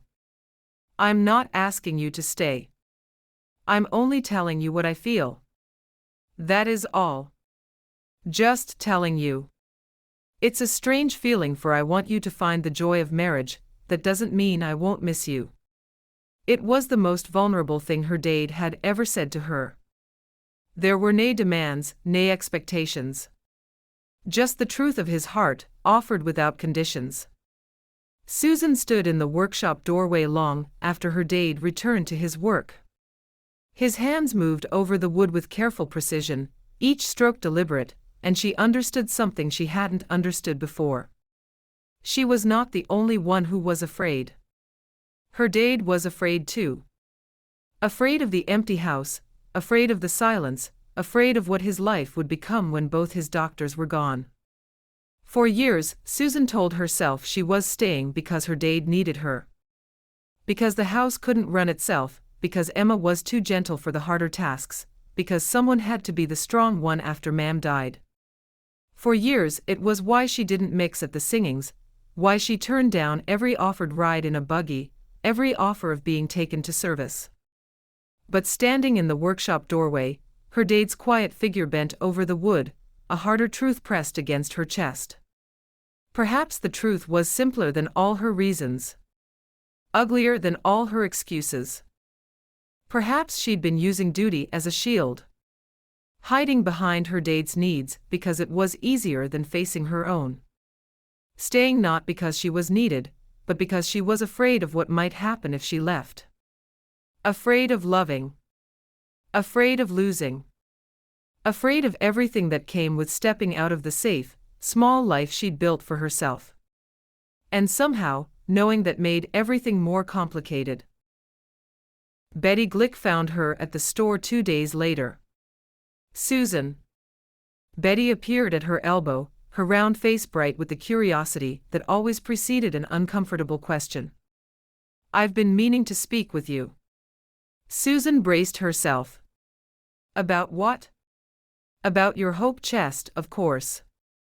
Betty lowered her voice to a conspiratorial whisper. "Everyone has been talking about it. I'd rather not discuss it.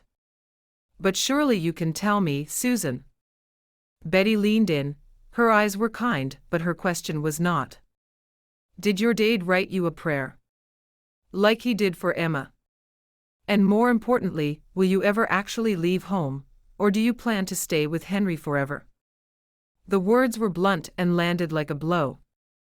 Susan stepped back and stared at Betty, her face burning, her heart pounding against her ribs. "That is none of your business," she managed. "I didn't mean to offend." Betty looked genuinely surprised by Susan's reaction. "I'm only asking because I care. Because we all care. We want to see you happy, Susan. We want to see you have the life you deserve." The words should have been comforting. They were meant kindly. But they landed like an accusation, because Betty was asking the question Susan had been avoiding for months. Susan didn't know what to talk about, something she didn't understand. She didn't know what life she deserved, or whether she wanted it, or whether she was brave enough to reach for it even if she did. "Excuse me," she said, and fled the store before Betty could say more. But the question followed her home, echoing in her mind with every step, would she ever leave? She did not have an answer. And that, perhaps, was the most frightening thing of all. Chapter 13. The morning prayer came harder than Reuben expected. He knelt beside his bed in the thin winter light, his hands folded, his head bowed. The words wouldn't come. Or perhaps they came too easily, the familiar phrases sliding past without touching anything that mattered. "Lord, give me strength. Lord, guide my steps. Lord, thy will be done." But none of those words reached the place where Reuben's fear lived. That quiet, stubborn place that had kept him cautious. That place where rejection waited like an old wound, healed over but never quite forgotten. He tried again. This time, hoping to be a little more honest. "Lord, I'm afraid." The admission hung in the silence of his room, more prayer than all the proper words he'd spoken before. "I'm afraid of reaching for something I may not be allowed to have. I'm afraid of offering what she doesn't want. I'm afraid that I've waited too long, that the season for beginning has passed me by, that I'm too old and too late and too clumsy to be worth choosing." The fear didn't lift. But naming it made it smaller. More bearable. "Help me know what is right. Help me act in faith rather than fear." And if she says nay, he stumbled on the words, a lump forming in his throat that he had to swallow before he could continue. Help me accept it without bitterness. Amen. He rose from his knees, his joints stiff from the cold floor. The day stretched ahead, ordinary and demanding. There were animals to feed, fences to mend, and the endless small repairs that kept a farm running. Work he'd done alone for years now, ever since his parents passed. But today the solitude weighed differently. Today it was less peace and more waiting for something he'd not yet chosen. Bishop Amos Beeler found him in the barn that afternoon. Reuben was mending a harness when the bishop's shadow fell across the straw-scattered floor. Amos moved more slowly these days. His tall frame stooped with age, but his eyes were as sharp as ever. Morning, Reuben. Amos settled himself on an overturned bucket with the ease of a man who'd spent decades sitting wherever conversation required. You've been quieter than usual. I'm always quiet. Jaw. But this is a different kind of quiet. Amos's eyes followed the movement of Reuben's hands, patient as winter. The kind that comes from thinking too much and praying too little. Or perhaps the other way around. Reuben's hands stilled on the leather. Amos had always been able to see through him. It was unsettling, even now. I've been praying, Reuben said. Trying to. About Susan Wagler. The directness shouldn't have surprised him. Amos had guided couples in this district for 40 years. He'd seen every variation of courtship, every hesitation, every false start and fumbled beginning. Jaw. Reuben set down the harness. About Susan. And what does your prayer tell you? That I'm afraid. The words came easier this time, worn smooth by repetition. That I do not know if she's ready. That I do not know if I should wait longer or step forward now. Amos was quiet for a long moment. His weathered hands rested on his knees, still and patient. Let me ask you something, Reuben. Are you protecting her, or protecting yourself? The question landed like a stone in still water. Reuben opened his mouth to answer, then closed it again. I've been telling myself I'm waiting for her. Being kind, giving her time, he said slowly. I've been telling myself that she needs time. That pushing her would only drive her further away, and would be wrong. And is that true? Some of it. Reuben's voice roughened. But not all of it. Some of it is me. Afraid of hearing her say nay. Afraid of discovering that all my waiting was for nothing. Amos nodded, as if this was exactly what he'd expected. Fear is not sinful, Reuben. But letting fear make your choices is. You cannot protect yourself into happiness. You cannot wait until the risk disappears. Love always costs something. And if she refuses, then you will grieve and heal, and continue to live the life God has given you. Amos's voice was gentle but firm. But you will not spend years wondering what might have been. Wondering is a heavier burden than rejection, in the end. Reuben stared at the harness in his lap. The leather was old but sound, worn smooth by years of use. His hands had mended things like this all his life. Practical things. Things that could be fixed with patience and skill. Hearts were harder. I will speak to Henry, Reuben said. Today. Before I can talk myself out of it again. Amos rose from the bucket, his joints creaking in the cold air. Gut. And Reuben, remember this, Susan is afraid, too. Perhaps more afraid than you. But fear does not disqualify love. Sometimes it proves it. He patted Reuben's shoulder and then left him alone in the barn, the harness forgotten, the sunlight slanting golden through the dusty windows. The walk to the Wagler house seemed to take forever. Or perhaps it only stretched that way because his heart was pounding so hard. Each step brought him closer to a conversation he'd imagined 100 times, but never dared to begin. Henry was in his workshop, as Reuben had hoped. The door stood open, letting in the pale winter light. Inside, the master woodworker sat at his bench, his hands moving over a piece of cherry wood with the precision of decades. "Henry." Reuben stopped in the doorway, his hat in his hands. "May I speak with you?" Henry looked up, his expression shifting from concentration to curiosity. "Reuben, of course. Come in. I was just about to stop for coffee anyway." They sat together in the workshop, wood shavings scattered beneath the bench, the late light filtering through dusty windows. Henry poured coffee from a thermos, grabbing a second mug from a shelf and checking for dust before he poured. His movements were unhurried, his silence patient. "I've come to ask your permission," Reuben said. The words were strange in his mouth, formal and old-fashioned and desperately important. "To court your doctor, Susan."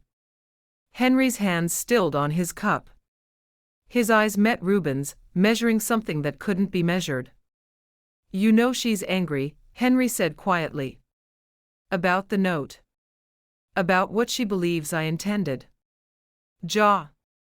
I know. And you know she may refuse you. That she may not be ready to hear what you have to say." "Jaw." Reuben's voice was steady, though his heart was not. "I know that too." Henry was silent for a long moment. The workshop creaked around them, settling into the cold. Somewhere outside, a horse whickered softly. "I won't stop you," Henry said finally. "I won't encourage you either. Susan must make her own choice. But if you are asking whether I object, the answer is nay. You are a gut man, Reuben Byler. Patient. Steady. The kind of man who would not rush her.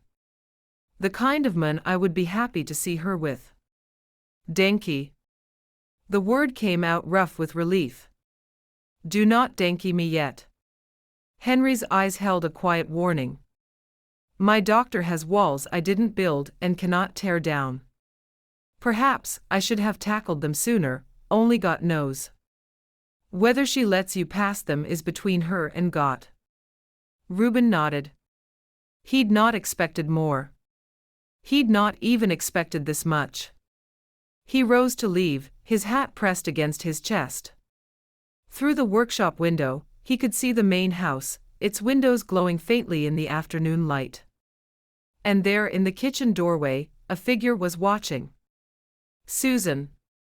She stood motionless, her face unreadable across the distance. Then she turned and disappeared inside, the door closing behind her. Reuben's heart sank. He didn't need to see her face to know what she was thinking. She'd seen him with her dade. She'd drawn her own conclusions. And they were almost certainly wrong. But he couldn't fix that now. Not with words shouted across a yard. Not with explanations that would sound like excuses. He would have to wait. Again. And hope that this time, the waiting led somewhere new. Chapter 14. The kitchen was warm, dough rising in its bowl by the stove, when her dade came in from the workshop. Susan was at the stove, stirring a pot of stew that didn't need stirring. She'd been doing that for the past hour, finding small tasks to occupy her hands while her mind churned with what she'd seen through the window. Reuben and her dade, sitting together in the workshop. Talking. About her. Not necessarily. Jaw about her. She was certain of it. There was nae other reason for Reuben to be there, nae furniture to deliver, nae tools to borrow. He'd come to speak with Henry, and the only subject they shared was her. Susan. She turned from the stove, the spoon in hand. Her dade stood in the doorway, his expression careful in a way that made her heart sink. Reuben Byler came to see me today, Henry said. I saw. Henry hesitated. He crossed to the table and sat down, his hands folded before him. Susan stayed where she was, the stove at her back, the distance between them measured in more than feet. He has asked my permission to court you, Henry said quietly.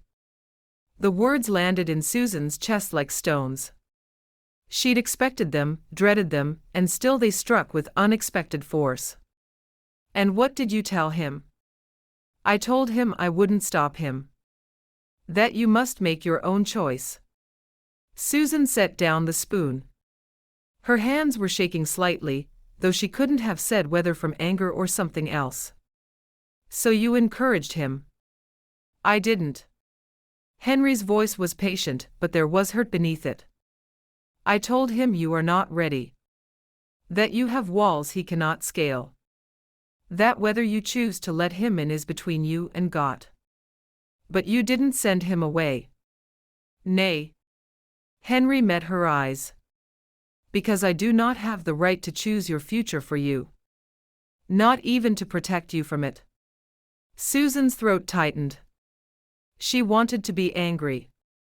Anger was simpler than this tangled mess of fear and hope and the terrible suspicion that she'd been wrong about everything. He is only doing this because you asked him to, she said. Because he pities me. Because he thinks I'm some sad, frightened woman who needs rescuing. Susan. Henry's voice sharpened. That's not true, and you know it. Do I?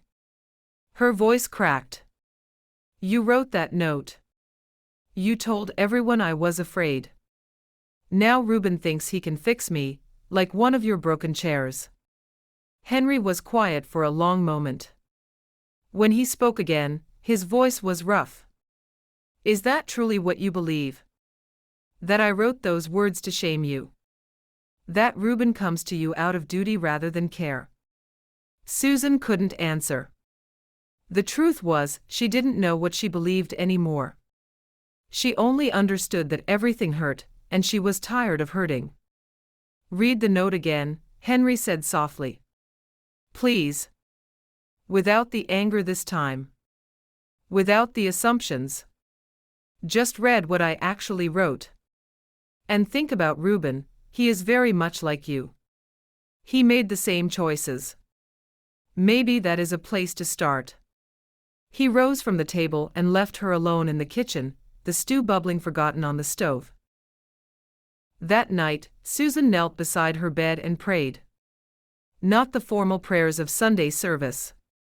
Not the rote words that slipped past without touching the heart. She prayed the way she hadn't prayed since her mam died, raw and honest and afraid. God, I do not know what to do. I've been so angry. At Dade, at Reuben, at everyone who sees my fear and calls it by name. But I am starting to think the person I am most angry at is myself. I have been hiding. Calling it duty. Calling it love. But it was fear all along, and I did not want to admit it. Help me see clearly. Help me understand what Dade meant. Help me know if Reuben is real, or if I have imagined everything because I am too afraid to hope. She remained on her knees for a long time, until the cold seeped through the floor and her legs ached from the pressure. Then she rose, crossed to her hope chest, and lifted the lid. The note lay where she'd placed it, folded and worn from her earlier attention. She unfolded it with careful hands, smoothing the creases, and read it again. My dearest Mary. This time, she read slowly. Without the anger that had colored every word before. Without the assumption that her Dade was accusing her of something shameful. I have watched her place others first so often that I fear she has forgotten she is also one of God's children. Susan's breath caught. She had read that line a dozen times, always hearing it as criticism. Always hearing her Dade telling her she was not enough, that her choices were wrong, that her love for him was somehow less than it should be. But now, in the quiet of her room, she heard something different. Not accusation. Grief. Her Dade was grieving for her. For the life she was not living. For the happiness she kept pushing away. If she remains here with me, let it be because she chooses it freely, and not because she believes she must. This was not a demand that she leave. It was a prayer that she would choose, truly choose, rather than drift through her life on the current of fear and obligation. I confess my own weakness. I find comfort in knowing she is near, and I am ashamed to admit that part of me clings to that comfort. Susan's eyes blurred with tears. Her dad wasn't pushing her away. He wasn't accusing her of cowardice or failure or loving him too little. He was confessing his own fear of losing her, even as he prayed for the strength to let her go. He was asking God for help. Because he didn't trust himself to do the right thing on his own. Teach her that love is not proven by staying but by choosing. She sat on the edge of her bed, the note clutched in her hands, and let the tears fall. They came quietly at first, then harder, until her shoulders shook with the force of them. All those months of anger. All those walls. All for nothing. She'd been so determined to misunderstand, so certain she was right, that she'd nearly lost everything. She'd been wrong. So completely, painfully wrong. Not about everything, but about the things that mattered most. Her dad loved her. Reuben cared for her. And she'd pushed them both away because she was too afraid to believe that love could be anything other than loss. Now she had to decide if she could change, if she could step into a new future. The morning was cold when Susan walked to Reuben's farm. She found him in the barn, mending the same harness he'd been working on for days.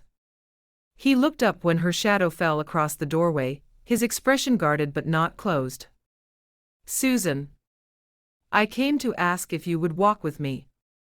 The words came out steadier than she expected. "There are things I need to say. Things I should have said before." She'd practiced them on the walk over.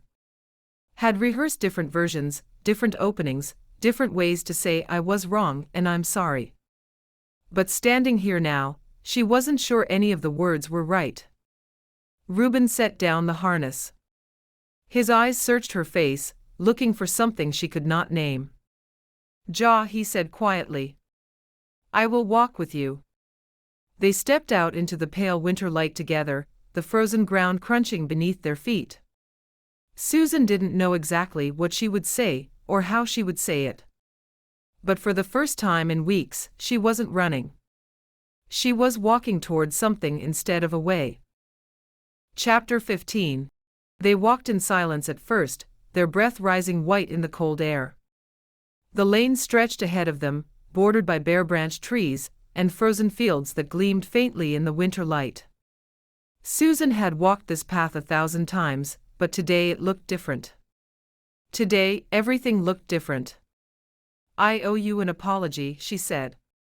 Reuben glanced at her, his expression careful. "For what?" "For everything." Susan's voice caught, but she pushed through. "For being angry when you were only trying to help. For refusing to listen when you explained what my dad's note actually said. For pushing you away when you were the only one being honest with me." Reuben was quiet for several steps.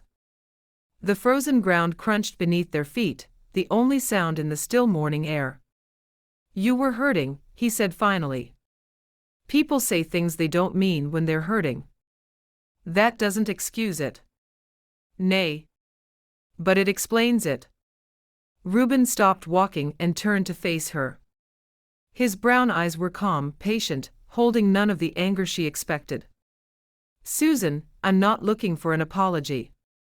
I'm looking to understand. What changed?" Susan took a deep breath. The cold air burned in her lungs, sharp and clarifying. "I read the note again," she said. "Last night. Without the anger, without the assumptions I'd been carrying. And I finally heard what my dad was actually saying. Which was that he was afraid too." Susan's voice trembled. "Not afraid of me leaving. Afraid of me staying for the wrong reasons. Afraid that I'd spend my whole life taking care of everyone else and forget that I'm allowed to want something for myself." Reuben nodded slowly. "Your dad loves you very much." "I know." Tears pricked at Susan's eyes, but she didn't look away. I've always known that. But somehow I convinced myself that his love came with conditions. That if I left, I would be betraying him. That if I chose my own happiness, I'd be selfish. And now I understand that he was never asking me to choose between him and a life of my own. Susan wiped at her eyes with cold fingers. He was praying that I would choose freely. That I would stop hiding behind duty and face what I was really afraid of. Which is? The question hung in the air between them. Susan had known this moment was coming. Had prepared for it on the walk over. But speaking the truth aloud was harder than she had expected. Love, she said quietly. I'm afraid of love. Because love means loss. It meant losing my ma'am. It meant hurting my dad when I got things wrong. It will mean losing him someday. And I couldn't bear the thought of loving someone else and losing them too. Reuben was silent for a long moment. When he spoke, his voice was rough. I nearly gave up. Susan blinked. What? On you? Reuben's jaw tightened. After you told me you couldn't choose to hope. After you walked away that day on the lane. I told myself I wouldn't chase you because that wasn't fair. I couldn't push you, despite wanting to so much. It was only later that I realized that you didn't not like me, but that you decided love was too dangerous to risk. The words struck Susan harder than she expected. He'd been ready to walk away. Ready to accept that she would never choose him, never choose hope, never choose anything but the safe, small life she'd built around her fear. And she'd almost let him. But you came back. I came to your dad. Reuben's eyes met hers. Because Bishop Amos asked me a question I couldn't answer. He asked if I was protecting you or protecting myself. And I realized the honest answer was both. And now I'm standing here, not knowing what happens next. Reuben's voice softened. But I'm done protecting myself from the possibility of rejection. I would rather be refused honestly than live with the regret of never asking. Susan's heart was pounding. She could feel it against her ribs, steady and insistent, demanding she do something with this moment. Her arms itched to reach out and touch him. Her lips wanted to tell him how she felt, but something still held her back. I'm not ready to be certain, she said slowly.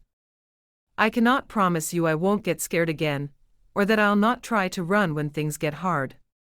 I'm not asking for certainty. Then what are you asking for? Reuben reached out, slowly, and took her hand. His fingers were warm despite the cold, calloused from years of farm work, steady and sure. At his touch, she felt safe, warm, and a feeling of love. I'm asking if you'll let me walk beside you while you figure it out, he said. Slowly. Without pressure. Without expectations beyond taking things one day at a time. Susan looked down at their joined hands. Such a small thing, 2 hands touching. And yet it was the first time in years she'd let someone reach for her without pulling away. She'd been so careful for so long. So guarded. And now here she was, standing in a frozen lane, letting a man hold her hand and ask for nothing more than the chance to walk beside her. It terrified her. And it felt like coming home. Perhaps opening her heart was not as different as she'd always believed. "Ja," she said. "I think I can do that." Reuben's smile was small but genuine, crinkling the corners of his eyes. "Then that is enough. For now." They stood together in the frozen lane, hands clasped, breath rising in white clouds. The world was still and quiet around them, winter holding everything in suspension. They walked back toward the Wagler house as the sun climbed higher, their pace unhurried, their conversation drifting between silence and small observations. It was easier than Susan expected, being with him, relaxing with him, allowing him to lead. Easier than the sharp, defensive exchanges that marked their earlier encounters. Perhaps that was what happened when you stopped fighting. As they approached the house, movement caught Susan's eye in the workshop doorway. Her dad stood there, a piece of wood in his hands, his eyes following them as they walked. He didn't wave. Didn't call out or interrupt. He simply stood and looked, and even from this distance, Susan could see the expression on his face. It was relief and maybe hope. The quiet joy of a father who prayed for something, and now sees the first signs of an answer. Susan raised her hand in a small wave. Henry lifted his in return, then turned and disappeared back into the workshop. "Your dad," Reuben said. "I know." Susan's voice was thick. "He has been praying for this, I think. Longer than I realized." "And how does that make you feel?" Susan considered the question. A week ago, she would have been angry. Would have seen her dad show up as pressure, his prayers as manipulation. But now, standing in the sunlight with Reuben's hand still warm in hers, she understood something different. Her dad had been praying not for her to leave, but for her to live. Not for her to abandon him, but for her to stop abandoning herself. She owed him an apology, and she would be sure that he got it. "It makes me feel loved," she said finally. "In a way I didn't let myself feel before." Reuben squeezed her hand gently. "That is a good place to start." They parted at the lane, agreeing to see each other again in a few days. Reuben's hand lingered on hers for a moment before he let go, and Susan carried the warmth of it with her as she walked toward the house alone.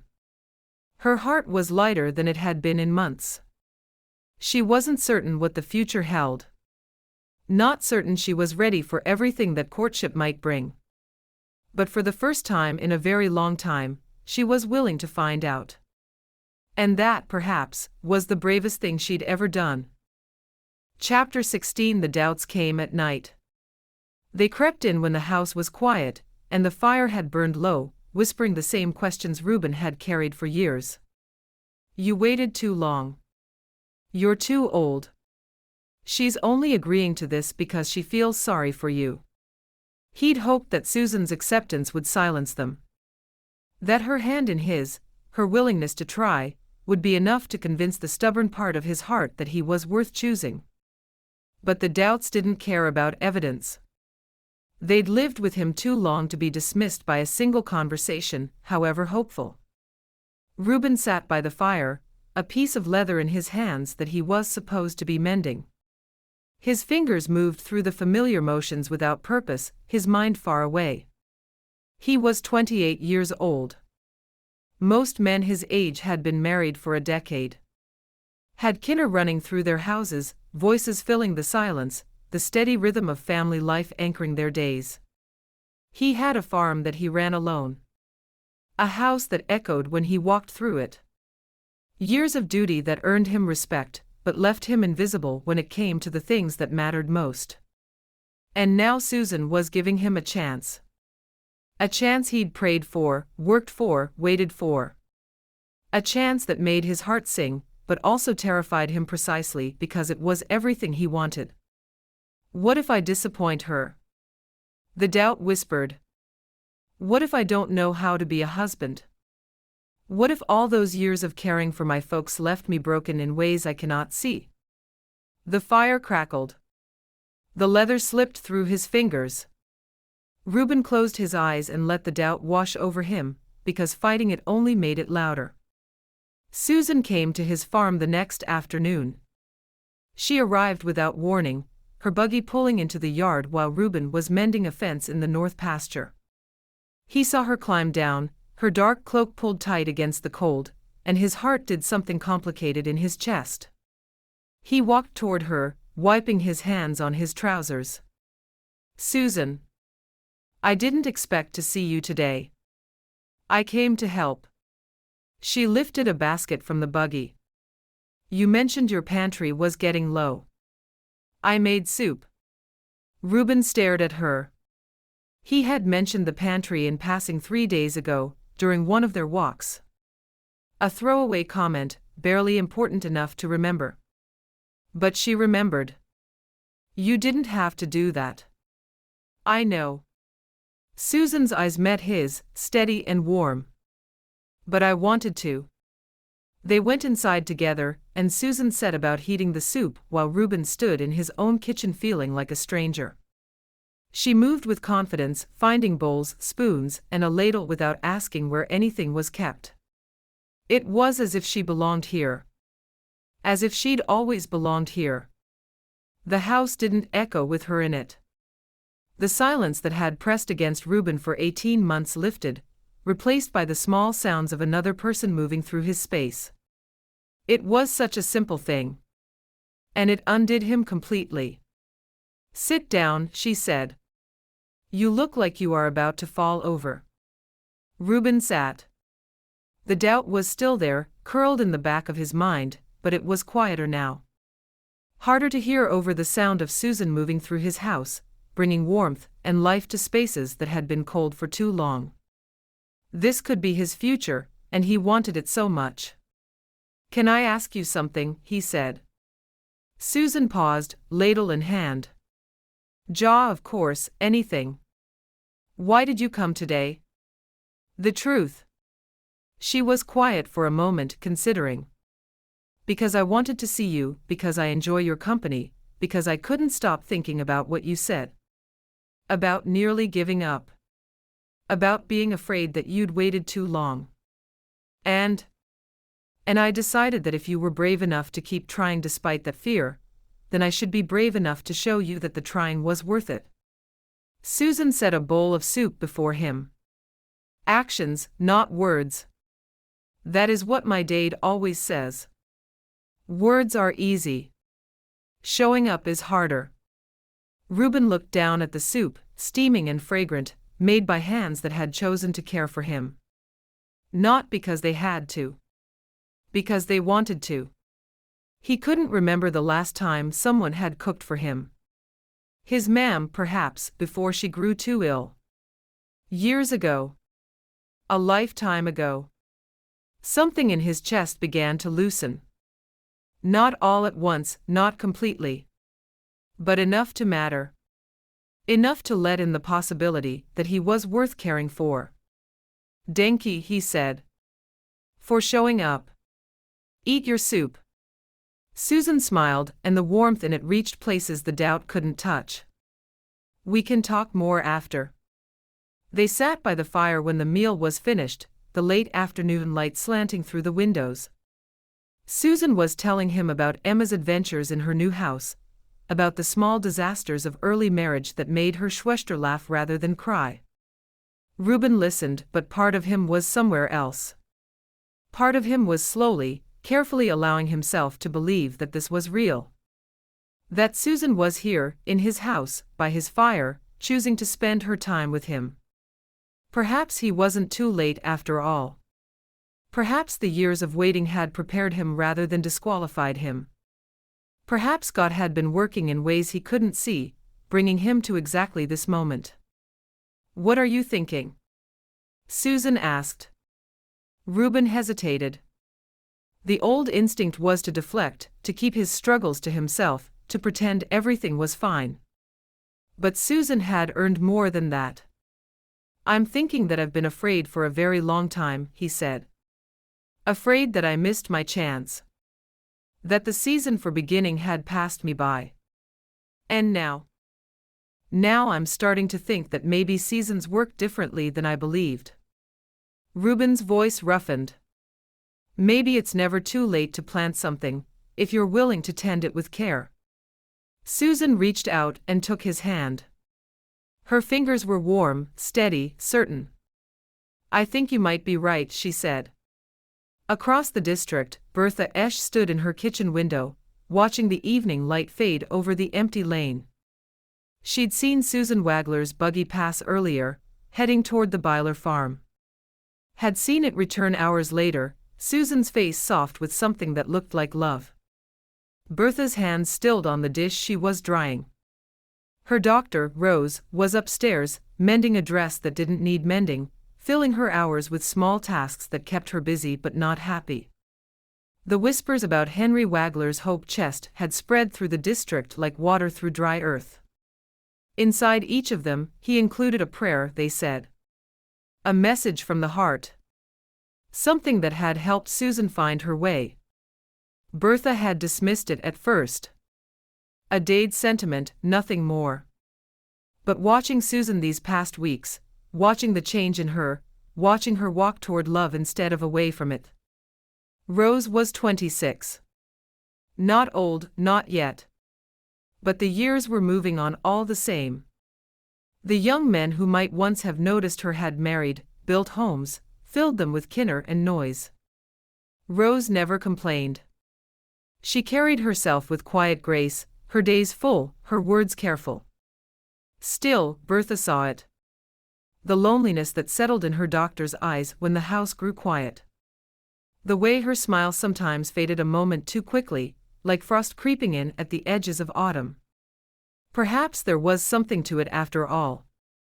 The rumors she'd heard about Henry Wagler, his hope chests, and the prayers he put in them. Perhaps she should talk to him and see about getting one for Rose. As Bertha went about her work the next morning, the thought stayed with her. A hope chest. Not as a promise, not as a pushing of God's timing, but as a gentle preparation. Henry Wagler was known for the beauty of his work. This wasn't for the prayer, it wasn't to push God's will. This was a gift for a doctor built by a man with steady hands, and given by a man who was still patient. Bertha folded the idea away, close to her heart. She wasn't ready to speak of it. Not to Henry. Not to Rose. But the seed had been planted, and she found herself wondering if, when the time was right, it might grow into something meant to bless rather than hurry. Chapter 17. The house was quiet when Susan came downstairs that morning. She found her dad in the kitchen, sitting at the table with a cup of coffee that had gone cold. His hands were wrapped around the cup, but he wasn't drinking. He was staring at something beyond the window, his expression distant and heavy. Dad? Henry looked up, startled. Susan. I didn't hear you come down. You've been sitting here a while. Susan crossed to the stove and put the kettle on for fresh coffee. I can tell because your cup has a film on top. Henry glanced down at his coffee and made a face. I suppose it has. Susan busied herself with the kettle, giving her hands something to do while her mind gathered the courage to say what needed to be said. The conversation had been building for weeks now, hovering at the edges of every interaction, waiting for the right moment. Perhaps there was no right moment. Perhaps you simply had to begin. I've been thinking, she said, her back still turned. About what comes next. With Reuben. With us. Henry was quiet for a long moment. And what have you decided? Susan turned to face him. That I cannot stay here forever. That staying because I'm afraid of leaving is not the same as staying because I choose it freely. The words hung in the air between them. Henry's face didn't change, but something in his eyes shifted. I've been afraid too, he said quietly. You know that. I know. Susan sat down across from him. I heard you. That day in the barn, with Bishop Amos. You were afraid of the empty house. Afraid of what your life would become when Emma and I were both gone. Henry's hands tightened on his cup. I'm ashamed of that fear. It's selfish. A dad should want his doctors to have full lives, not cling to them because he cannot face the silence. It's not selfish. Susan's voice was firm. It's human. You loved Ma'am, and losing her nearly broke you. I remember those first months after she passed, when you could barely speak her name without your voice breaking. Of course, you're afraid of more loss. Of course, you want to hold on to what you have left. But I cannot hold on to you at the cost of your happiness. Henry met her eyes. That is what I was trying to say in the note. That was the prayer I could not speak aloud. Susan's throat tightened. I understand that now. I wish I'd understood it sooner. You understand it when you are ready to understand it. Henry's voice was gentle. That is how Gott works. He plants seeds and waits for the season to turn. Susan thought of all the seeds her dad had planted over the years. The hope chest. The note. The quiet prayers she'd not known he was praying. He'd been waiting for her season to turn, even when she couldn't see it herself. They sat in silence for a moment, the kettle beginning to whistle on the stove. Susan rose to make fresh coffee, and when she returned to the table, something had settled between them. An understanding that didn't need words. I'm not leaving tomorrow, Susan said. I'm not even certain if or when I will leave. Reuben and I are taking things slowly. I know. But someday I will go. Someday I will build a life with him, if God wills it. And I need to know that you'll be all right when that happens. Henry was quiet for a long moment. When he spoke, his voice was rough. I'll miss you, he said. Every day, I'll miss you. This house will be too quiet and too empty, and there will be moments when I wonder if I can bear it. His voice cracked on the last word, and Susan saw in his face the cost of saying it. Her dad had never been a man who spoke his heart easily. Every word was an offering. Susan's eyes blurred with tears. But I would rather miss you because you're living fully than have you here because you're too afraid to go. Henry reached across the table and took her hand. That is not selflessness, Susan. That is love. Real love. The kind that lets go even when it hurts. Susan gripped her dad's hand, tears sliding down her cheeks. I love you, Dad. I love you too, Doctor. Henry's voice cracked. More than I have ever been able to say. They sat together in the quiet kitchen, Dad and Doctor, and let the words settle between them. For years, Susan thought she needed to stay to be loved. Now she understood that she was loved, whether she stayed or went. The staying was her choice. It had always been her choice. That evening, they walked together along the lane. It was something they'd not done in years, Dad and Doctor, their steps unhurried as the winter dusk settled around them. The sky was pale with the promise of snow, the bare trees dark against the fading light. Do you remember when you used to walk me to the Schulhaus? Susan asked. Every morning until you were 8. Henry smiled slightly. Then you told me you were too old for walking with your dad. I was a stubborn kinner. You were my kinner. The warmth in his voice made Susan's heart ache. Stubborn and kind and so much like your mam that sometimes it hurts to look at you. But that was always enough. You were always enough. Susan didn't trust herself to speak. She reached out and took her dad's arm instead, the way she had when she was small, and they walked on together. They rounded a bend in the lane and came upon a familiar figure standing at the edge of the road. Rose Esch, Bertha's doctor, her slender form wrapped in a dark cloak, her face turned toward a buggy disappearing in the distance. The buggy was full of laughing couples, their voices carrying across the cold air. On their way to a singing, perhaps, or a gathering at one of the neighbor farms. The kind of outing that young people made before courtship, before marriage, before their lives took shape. Rose stepped aside as Susan and Henry approached, her smile careful, her hands folded. Good evening, Henry. Susan. Good evening, Rose. Susan stopped to speak. Are you heading home? Ja. I was just watching. Rose's gaze drifted back to the now empty lane. They look happy, do they not? The young ones. There was something in her voice that made Susan's chest tighten. Not bitterness, but longing. The quiet ache of someone who's been waiting so long, she has almost forgotten what she was waiting for. Susan understood that ache, she had carried it herself, not so long ago. They do, Susan said softly. Rose nodded, her smile still in place but not quite reaching her eyes. Well. Good night to you both.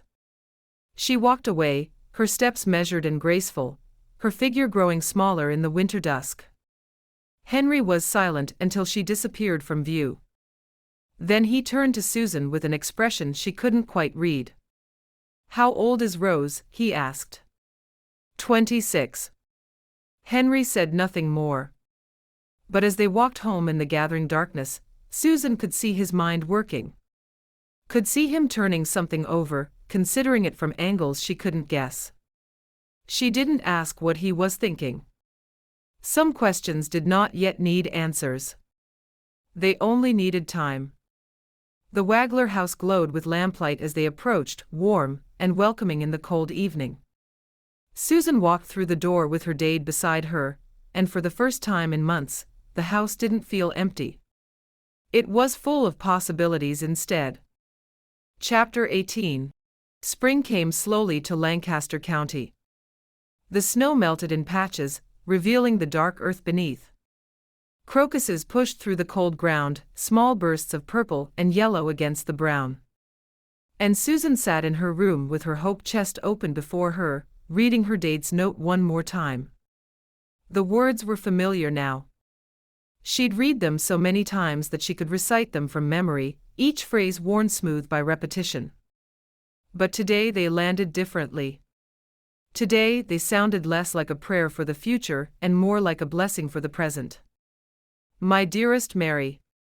Susan traced the letters with her finger, feeling the slight indentation where her Dade's pen had pressed against the paper.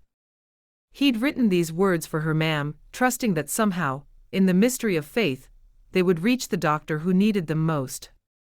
If she remains here with me, let it be because she chooses it freely, and not because she believes she must. She had chosen freely. That was the miracle of it. Not because the fear had disappeared, but because she stopped letting it make her decisions. She walked toward love instead of away from it, and love had met her in the middle. Teach her that love is not proven by staying but by choosing. Susan folded the note carefully, pressing the creases flat with steady hands. Then she placed it back in the hope chest, settling it among the linens and handkerchiefs, and all the other pieces of a life she was ready to begin. The chest would go with her when she married. That was the tradition, the reason her Dade had built it in the first place. But the note would stay inside, a reminder of where she'd come from and what she'd learned along the way. She closed the lid and rested her hands on the smooth walnut wood. The grain was warm beneath her palms, polished by her Dade's careful work. Everything he made carried that same quality, that sense of devotion poured into every joint and curve. She was ready. Reuben came to the Wagler house that afternoon. Susan met him at the door, her heart beating steady and sure. He stood on the porch with his hat in his hands, his expression serious in a way that made her chest tighten with anticipation rather than fear. Walk with me, he asked. Ja. They walked together down the lane, past the bare-branched trees that would soon be green with spring leaves. The air was cool but not cold, carrying the promise of warmer days to come. Reuben stopped at the edge of the north pasture, where the fence met the line of old oaks. He turned to face her, his brown eyes calm but intent. I have been thinking, he said. About what comes next. About what kind of life I want to build. About whom I want to build it with. Susan's breath caught, but she didn't look away. I'm not a young man. Reuben's voice was steady, though his hands trembled slightly on his hat. I cannot offer you the same years that a younger husband could.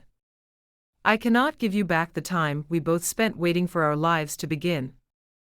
But I can offer you steadiness. Patience. A heart that has been waiting for you longer than I ever admitted. Reuben. Let me finish. He took a breath. I know you're afraid of leaving your Dade. I know that part of you still worries about him being alone.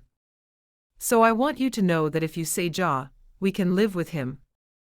In the Wagler house, if that is what you want. I will move there instead of asking you to move in with me." Susan stared at him. Of all the things she expected him to say, this was not among them. "You would do that? For you?" Reuben's voice softened. "Ja." Without hesitation. Susan's eyes filled with tears, but they were not tears of sadness. They were tears of recognition, of gratitude, of finally understanding what it meant to be loved well. "Reuben Byler," she said, her voice thick. "Are you asking me to marry you?" "I am." His eyes held hers, steady and sure. "You know how much I love you. So, will you be my fra?" Susan didn't hesitate. Didn't calculate, weigh, or measure. For the first time in her life, she simply answered from her heart. All those months of fear, all those walls she'd built, all those reasons she'd given herself for staying safe and staying small, they fell away in a single breath. She'd been so afraid of loving. And now she understood that the only thing worse than loving was never having loved at all. "Ja," she said. "I love you too, I love you so much, and you're not that much older. Ja, I will be your fra, I can't wait." Reuben's smile broke across his face like a sunrise, transforming his serious features into something bright and hopeful. He reached for her hands, and Susan gave them freely, feeling the warmth of his grip like a promise. For a quiet moment, neither of them spoke. The world seemed to hold its breath around them. Reuben's thumbs brushed softly over the backs of her hands, slow and careful, as if he were afraid of moving too quickly and breaking something precious. Susan lifted her gaze to his, her heart full and unguarded. She didn't pull away when he stepped closer. Instead, she leaned in, resting her forehead briefly against his chest, breathing in the familiar scent of soap and clean cotton. His arms came around her, steady and sure, offering comfort rather than claim. When he lowered his head, the kiss was gentle and unhurried. A simple meeting of lips, warm and reverent, filled with promise rather than urgency. Susan felt her breath catch, emotion swelling in her chest as she returned the kiss, her hands tightening slightly in his. When they parted, Reuben rested his forehead against hers, his smile quiet now but nay less certain. Susan knew, in that stillness, that this was the beginning of something meant to last. He pulled away and looked into her eyes. "Then we will figure out the rest together," he said. "One day at a time." "One day at a time," Susan agreed. They stood together in the spring sunlight, hands clasped, hearts full. The fear was not gone entirely. Perhaps it never would be. But it was smaller now, quieter, crowded out by something stronger. Hope. The kind that didn't demand certainty, only willingness. The kind that her dad had planted in a wooden chest and prayed would take root. The wedding plans began quietly, as most Amish preparations did. Susan and her dad sat at the kitchen table that evening, discussing dates, guests, and the thousand small details that would need attention in the months to come. Emma would help with the cooking. Daniel would help with the furniture. The district would come together as it always did, turning individual joy into communal celebration. Henry listened more than he spoke, his eyes bright with something that might have been tears. This was what he'd prayed for. What he'd hoped for since the day he placed that note in her hope chest. Not that she would leave him, but that she would choose to live. When Susan finished outlining her ideas, he reached across the table and took her hand. "Your mam would be proud," he said. "Of the woman you've become. Of the choice you've made." Susan squeezed his hand, her throat too tight for words. Later, she found him in the workshop, bent over a piece of cherry wood that gleamed red gold in the lamplight. He looked up when she entered, his expression shifting from concentration to curiosity. "I thought you'd gone to bed," he said. "I wanted to see you first." Susan leaned against the doorframe. "To say thank you. For the hope chest. For the prayer. For everything." Henry smiled, a rare and precious thing. It was not me, doctor. It was God, working through ordinary obedience. Before Susan could respond, a knock came at the workshop door. They both turned to find Bertha Esch standing in the entrance, her hands twisted in her apron, her face uncertain. "Henry," Bertha said. "May I speak with you?" "About a hope chest." "For my doctor, Rose." Henry's expression shifted from surprise to understanding. He set down his tools and rose from his bench, his movements unhurried, his manner gentle. "Come in," Henry said. "Tell me about Rose." Susan slipped away, leaving them to their conversation. As she walked back toward the house, she glanced up at the sky, where the first stars were beginning to appear. Somewhere out there, her mam was watching. Susan was certain of it. And she liked to think that Mary Wagler was smiling, knowing that the prayer she had carried in her heart had finally been answered. The hope chest had done its work. And now, perhaps, it was time for another doctor to find her way. Thank you for listening and spending time with these characters. If you'd like more free audiobooks like this one, you can subscribe to the Indiana Wake and Friends YouTube channel and come along for the next story.